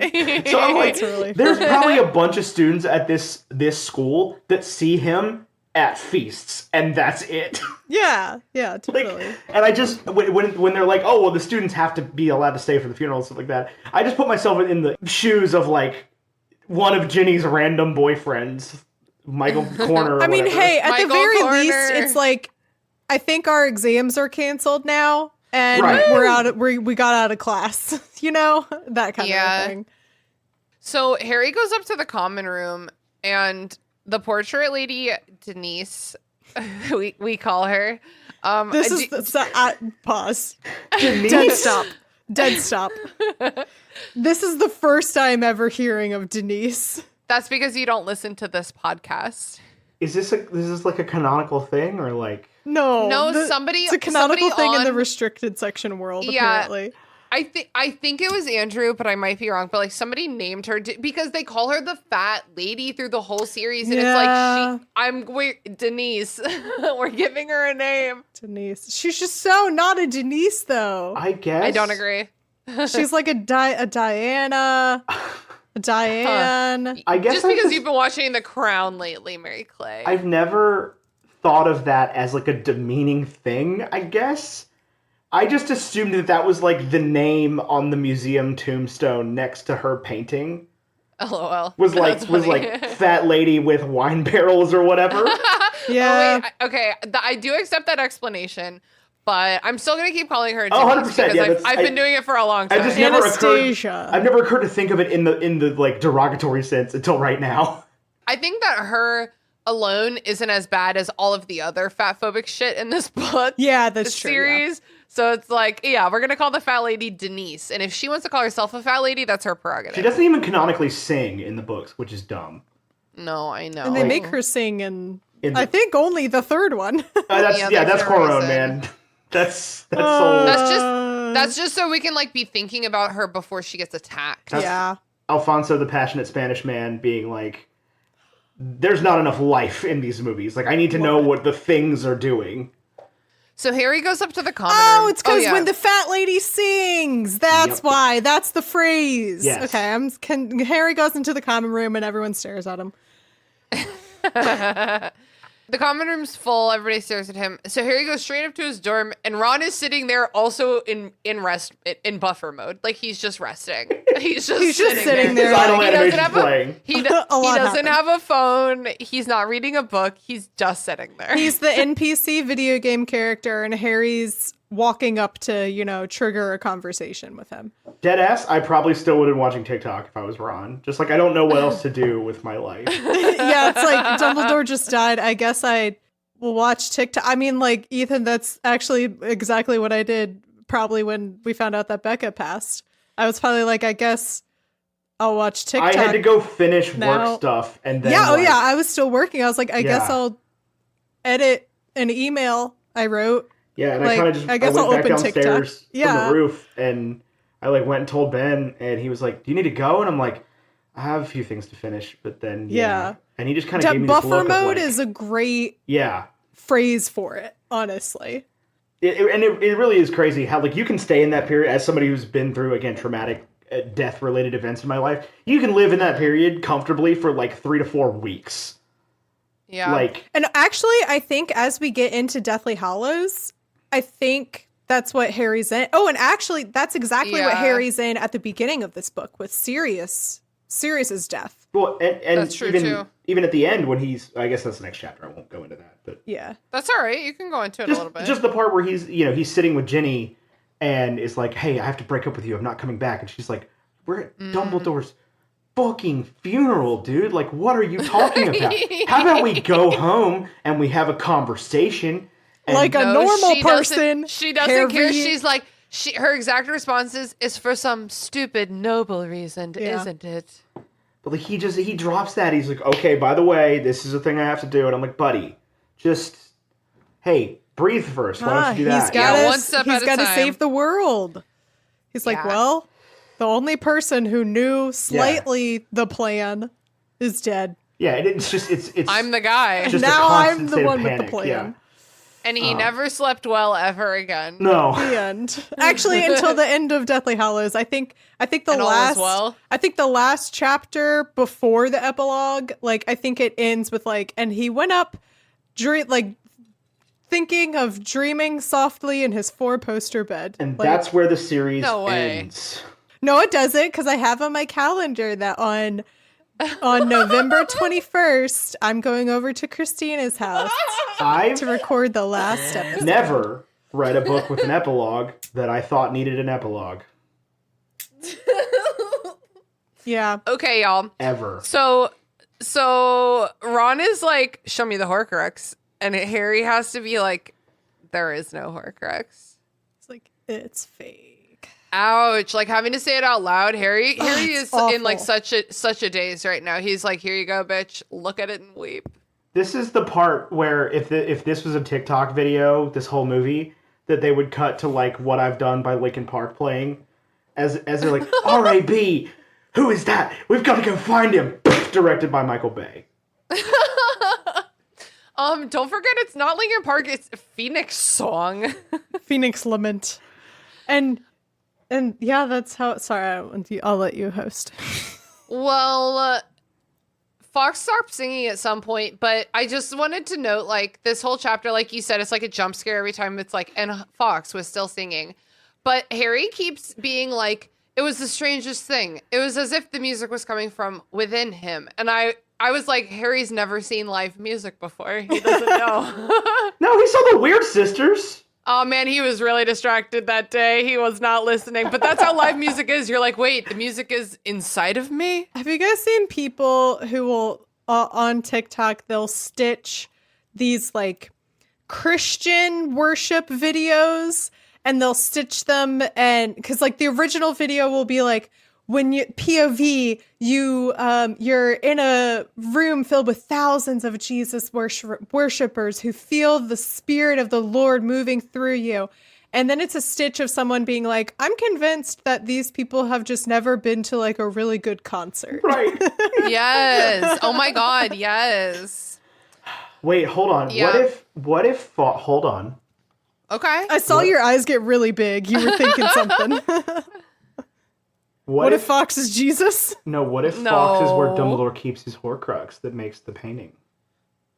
Wait, that's really interesting. I think I've heard someone say, what if Fox was a Horcrux before? Because, like... but what if Fox was the Horcrux unto the painting is very interesting. Because, like, Harry... maybe the Horcrux in Harry feels like another Horcrux, like, screaming. Interesting. But by that logic, wouldn't all the other portraits need a phoenix that's also a Horcrux? I mean, they could probably doesn't have to be a phoenix. An iguana Horcrux? Yeah. No, but like the phoenix one works because it can never die. Yeah, but like an iguana would be a terrible. The iguana that Quirrell's inexplicably holding in movie Hey guys, one. I got my new. so this funny. is my new Horcrux. It's a goldfish.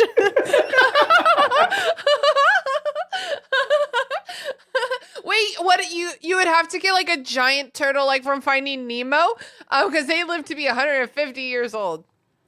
There's some dumbass symbolism like there where like Harry feels the phoenix song inside of him because he's now the phoenix and he has to die He's and the rise from the phoenix. ashes again. Oh my God. That's how he's gonna fucking save the world. And it's like, I think it's just a depression and grief. yeah. Oh my God. Or he's No, just never been to a fucking rave. I think also he's potentially never let himself feel these emotions And he before, feels it. and he's Yeah. It's feeling like his them first now. actual human thought. Like, Yeah. He's like, Yeah. oh, I can I can properly give attention and time to these emotions because everyone else around me is also experiencing it. It's like, let's all do it together. Let's all grieve together. Yeah. All together now. I mean, that's what most of the concerts I go to are, is let's all grieve together. Wow. I think it depends on if I'm just drinking or if I'm doing a bunch of Molly. Yeah. Yeah. Maybe this is why Mary Clay doesn't like Noah Khan. She doesn't know enough dead people. It's not that I don't like Noah Khan. It's that I don't not What is that? not like him. What is that? Noah Khan. Yeah. Don't worry about it. Okay. Worry He's- very much about it. He's just a young Gen Z Hosier. Oh, but he has the same last name as me? It's spelled Kahan. Yeah. That's fine. That's good enough. True. Close enough. So it's like Kahan. Did you know that the horse in Mulan's name is Khan? Yes, I do. Because guess what? You've I told brought you. this up. It's my name. And there's also a greatest guy claim who to wrote fame. some Star Wars books. James named Caan, who is also an actor, different James Caan than the James Caan who is an actor. I really That's thought you were spelled way telling me differently. something then. I was like, holy, No, like a the different dad James from Elf Caan. wrote Star Wars Yes. novels. Yeah, what did I see him in recently? Elf. Elf. But no, it was different. I did He's watch so Elf fucking good in recently. Elf. James. Oh, Misery. Oh, such a good fucking movie. That movie Yeah. is so fucking good. Okay, anyway, so that's the end of the chapter. Fox is gone forever. Ethan said dead, perhaps? Is that what you said, right? Yeah, like the Dumbledore no longer needs the Phoenix, so there is no more Phoenix. So he goes off and dies. Yeah, that is really sad. That's very like the Gryffindor will reveal itself to any Gryffindor who needs it. Like it's the same energy. Yeah. This chapter kind of makes me wish that Fox showed up in the Battle of Hogwarts. Yeah, okay. That would have been cool. Yes, what would he have are. done? Oh my god, it's like when you do like a mass healing spell in D&D and like you heal all your allies, like he could have come through singing and healed everybody a little bit. Or like it makes me wish that like he came in and delivered the sorting hat again. Yeah. But this time to Neville. Yeah.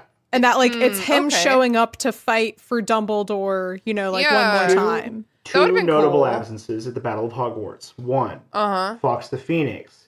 2, a light blue 1967 Ford Anglia. Oh my Where's god! the Ford? It could have been mowing down some enemies. Fast and Furious Hogwarts edition. If there's one thing, if they actually make an HBO series and there's one thing the HBO series does, I want the car to fucking run somebody over just out of the woods during the battle. Yeah, that's a good one. Because like, the car absolutely would have fought for Hogwarts.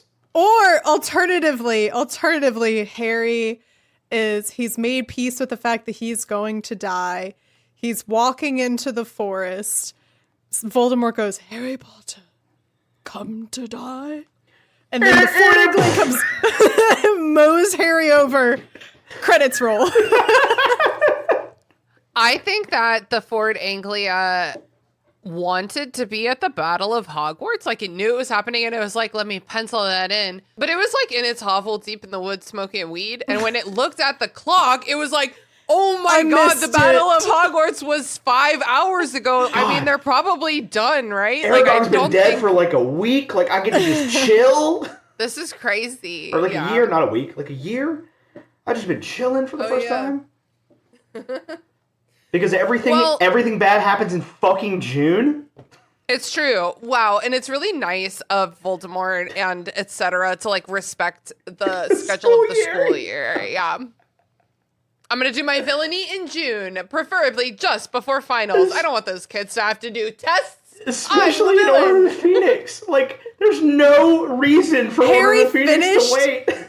Harry finished he's like sitting for his last owl when he gets the vision, Like, it's his history of magic, and he's like, don't care about this subject. Gotta go. Yeah, like what if that had happened during Defense Against the Dark Arts or potions or something that like he. Harry's never had to make a hard choice like that in his life. I love how they still fucking fail him on that owl, even though he like fucking was off fighting Voldemort. They don't fail. Wait, which one? The Defense Against the Magic. No, his history one. He gets like a T or P. Okay.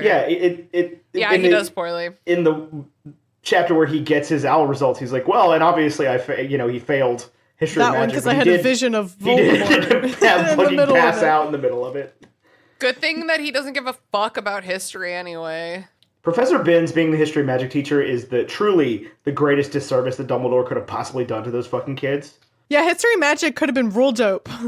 Yeah, I've always in my education, I've always really liked history professors who are good at telling it like a story and getting you engaged. Yeah. You know what I mean? And like Binns is just not doing Then that. Again, I guess that's like accurate to the like human education system, non-magic, no-maj? Is that what they call it? Yeah, no-maj. Stop. Where it's like don't fucking say no-maj on this show. History can be a very exciting subject.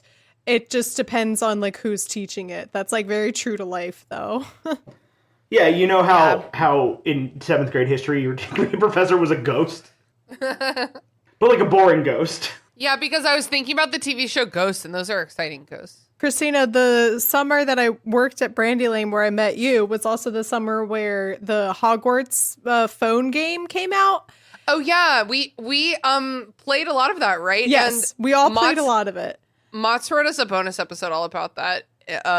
If you want to sign up for our Patreon to listen to that. My like favorite thing that came from that game, and probably the only thing I really remember, because the plot I think got really nonsensical, Sure did. is that when you're in the history of magic class, your tasks are like laugh at Tonks making fun of Bins, play Snapdragon, send a paper plane. Like it's like all this like There's no option to listen. like there's like Bins is not actually paying attention to the class.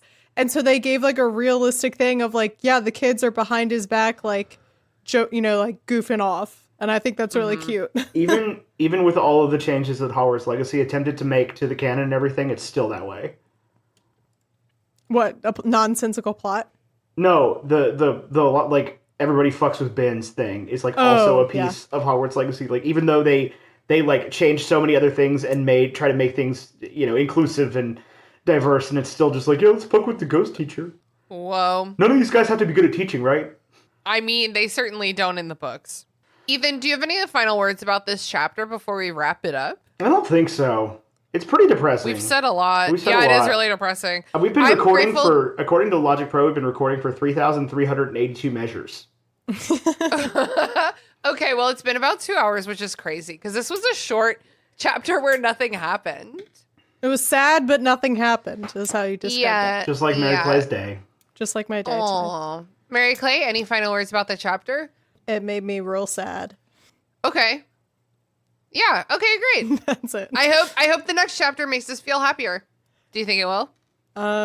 Let's see. What chapter am I coming on for It's next? the funeral.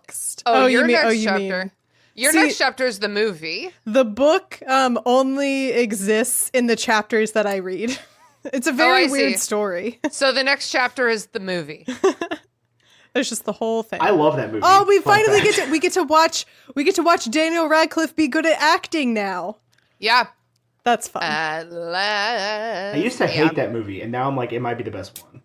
It's so fun. I'm excited to talk about it. We're going to talk about it with Brooke and Jason. So that's obviously going to be a very spicy discussion. Who's going to I feel like all of the we're just all talkers. You know what I mean? We're just all talkers. You, me, Brooke, and Jason. That's a lot of people. I know I shouldn't have done that, but Brooke sometimes doesn't show because she has a baby, child. Yeah. How But dare I'll just she? not talk that much. No. We love the child more than anything. The child. The child. That's the end of this chapter, and that chapter is called The Phoenix Lament. The Phoenix is no longer lamenting, and there's only one chapter left of this book, y'all. Woo! And finally, also, the day in Hogwarts has ended now. Yeah, that's a because good Harry point. goes to sleep. Tomorrow's yet another day. Where no good things will happen either. No good things will happen. Yeah, for sure. So our next episode is going to be the final chapter of Half-Blood Prince. The next episode is going to be the film episode. And then after that, we're doing our Half-Blood Prince group therapy episode. So if you have any questions or thoughts about the book from our discussion, or anything you want us to read during our mailbag portions of our group therapy episode, please send them restrictedsectionpod@gmail.com, or you can DM us on Instagram, restrictedsectionpod, because we would love to know what you think about this book and all of there's a lot of really cool stuff going on in this book that feels like it has real plot meaning, and we're finally doing stuff. So 6 books in and the plot's happening. Yeah, exactly. This is what I came for. It's these 2 books is what I came This for. series would be 100 times better if the Horcruxes were introduced in book 3. I completely agree. That's something that I've said. I don't know if it was in a past or future episode, but if she invented Horcruxes way after writing those books, fine. But find ways to connect them to more than just the diary. Find ways to connect it back. I know you can do it. Yeah, that would have, for her to pick a significant object from each book. Yeah, or at least a couple. Great, yeah. Yeah. What would she pick in Goblet of Fire? The Goblet of Fire would be too obvious, right? So what would she pick? So, maybe some kind of See? I think she could have used that one to make the Nagini thing more obvious. Nagini. earlier Okay. on. I was thinking something about Tom Riddle and some kind of trophy he earned, or I something was also he did thinking while that, he was yeah. at Hogwarts. He earned some award for getting Hagrid kicked Special out of school. services if I'm to the remembering. school, baby. Special Yeah. services to the school. So maybe that Ron somehow. barfed slugs on it. Yeah, true. The slug is the Horcrux! Oh my god! Are y'all ready to move on to plugs? Yeah. Yeah. Let's leave. Ethan, do you want the people to find you anywhere on the internet at the moment? Sure. I mean, I don't actually have an active creative venture at this moment, other than my job that I do. You know what? Good for you. It's Yeah, good for exhausting you. being creative. It's Go off, queen. On one hand, I'm kind of like, oh, this is nice. I can read books and watch movies and do things. And on the other hand, the inside of my brain is just like, make something or you'll die. That's so funny because I'm podcasting and crocheting right now, and it's like I feel you. So I'm working on both of those things, but Yeah, I told friends that I wanted to either move or get a tattoo just to do something exciting in my life. Get a so tattoo. I think we relate, Ethan. We get it. oh, I'm itching to get a tattoo so bad, but I'm leaving for Mexico in 2 weeks. Yeah, don't do that. So the entire time that I haven't had to pay for a wedding and also, have time and stuff, I haven't been able to get a tattoo because I'm going to fucking Mexico, which is going to be great. It's going to be awesome. I'm very excited, but I want to get a new tattoo so bad. After Mexico. Yeah, definitely. There you go. In Mexico. I did get my ear pierced instead. I think we Nice. all talked over if you have places that people can follow you or find you if you wanted to share. You can follow me on, I guess, Instagram at Edghill Photos. I haven't posted anything in a minute. I want to start posting again, though. 2024 is supposed to be Follow the year. him and bother him to post more stuff. 2024 Be is like, supposed to be the year I get I back love into this photography, picture. so Be like, I love this picture. Where's the next one? where's the next one? I can You know what do I more of mean? them. And I was like, oh yeah, I'm gonna get into photography, and like last weekend, and then I got my camera and I looked at my fucking weather app and it was like it's 9 degrees outside. I'm like, Yeah. maybe next weekend's the weekend I get into photography again, because getting back in photography while you work a 9 to 5 is difficult in the winter because the sun goes down at 5:30. Yeah, that It'd makes be sense. rough. Yeah, so working on it, figuring it out one step at a time. You got this. And yeah, rest in peace to Bacon and Eggs.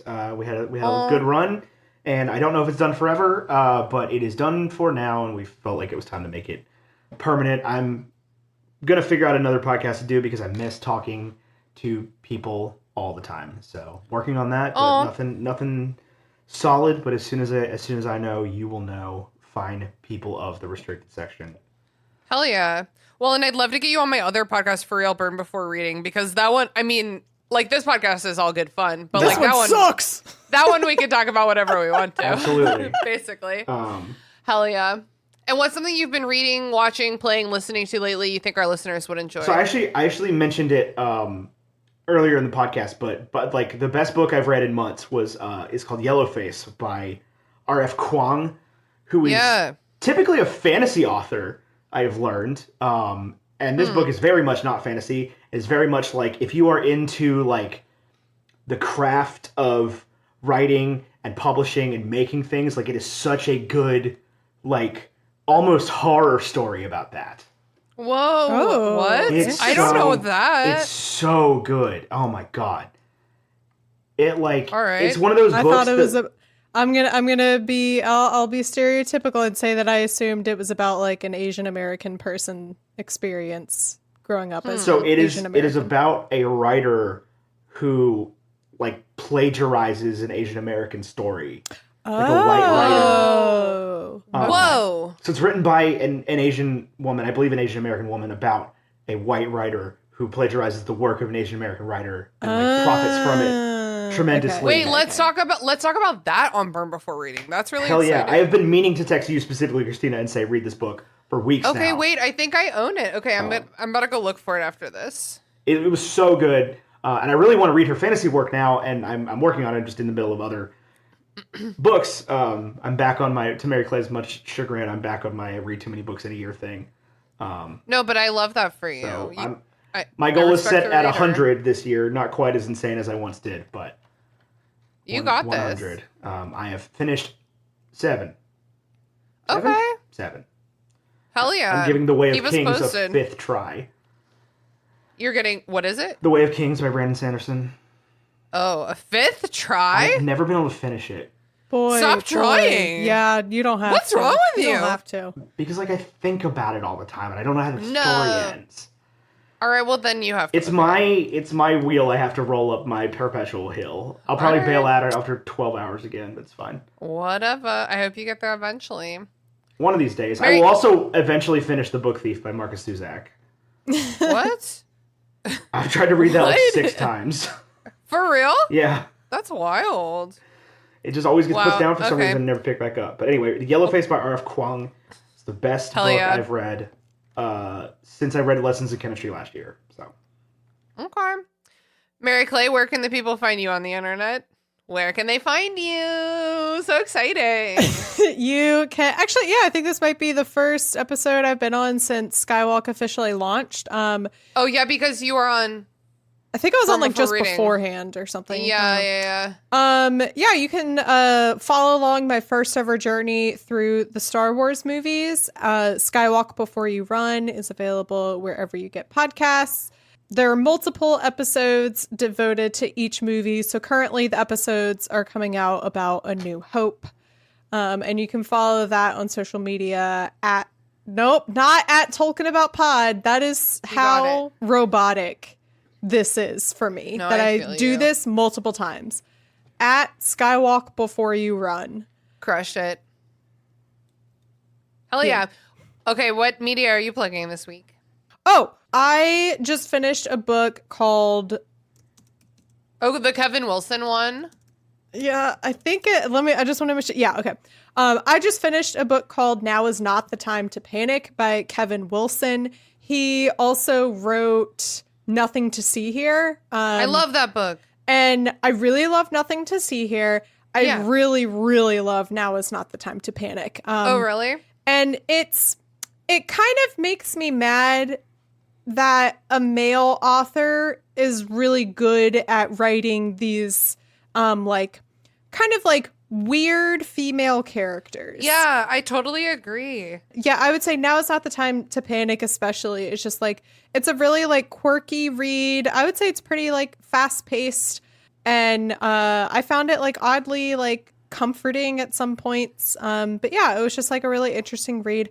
I don't know why Google is saying it has a 3.7 on Goodreads because I Whoa. really, really enjoyed I'm it. seeing I the gave same it, thing on Goodreads, and I just put it on my TBR.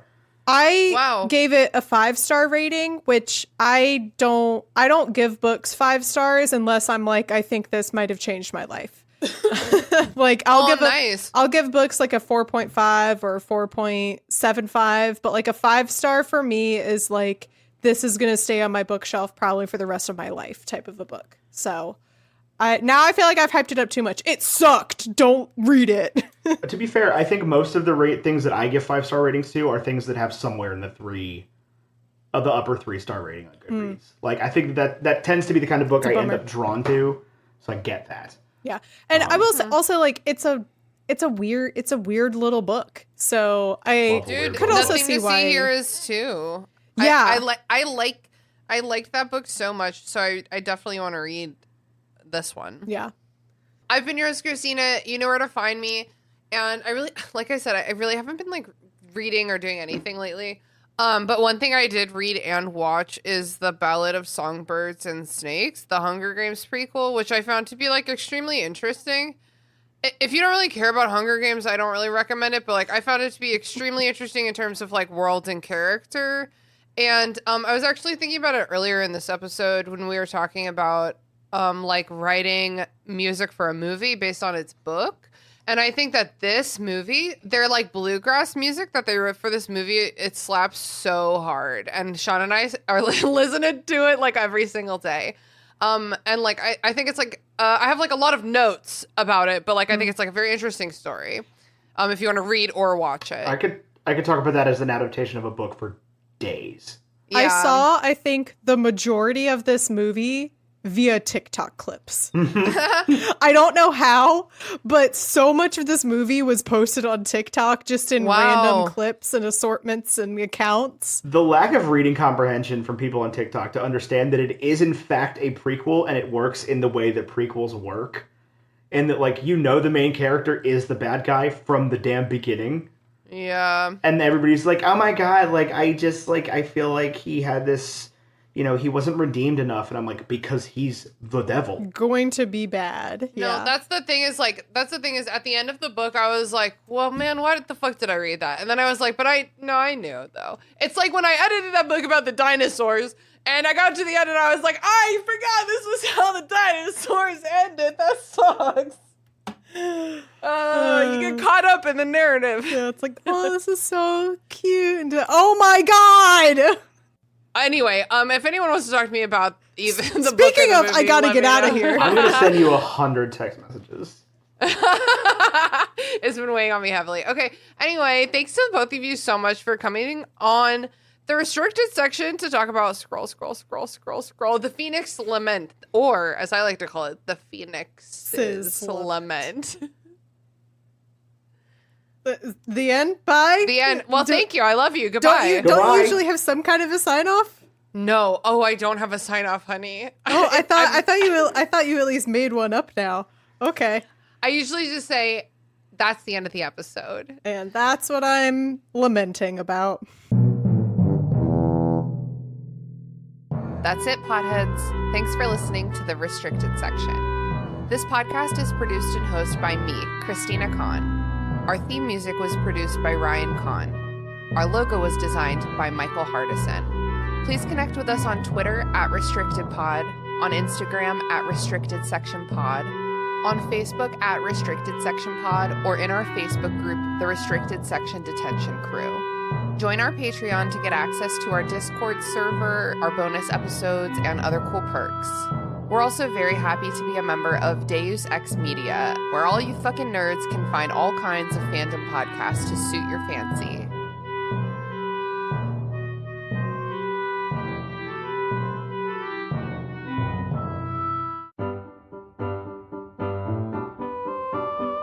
Have you ever gotten so distracted in Stardew Valley that you forgot to sleep? Have you realised that you have a whole room in your house full of dolls? Or have you even bored your friends to sleep talking about your passion? Well then, Content Capable is the podcast for you. Join me, Sam, as I chat to people passionate about what they do, asking questions about how they fell in love with their passion, what they do, and how it interacts with their day-to-day lives.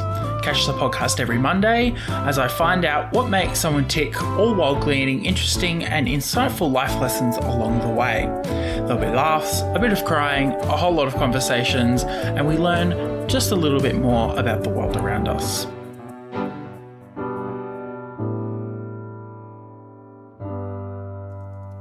Mary Clay, how many do I chain to start a double crochet? Do I start with chain 2 or chain 3? What do you mean? How many do you chain? You chain how many you want it to be long. On a magic circle.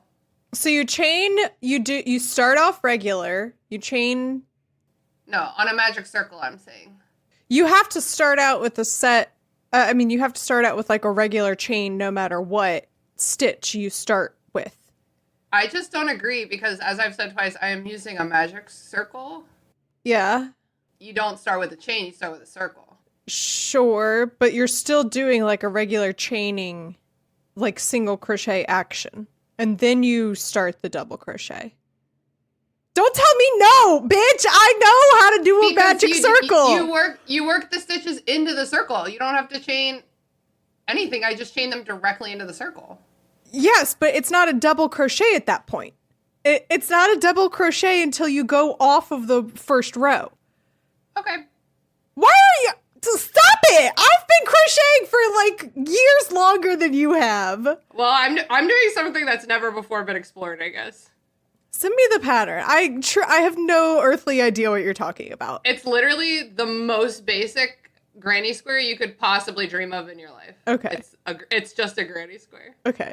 Ethan, when you're ready to... We're literally old grannies arguing about crocheting. I'm doing a granny square.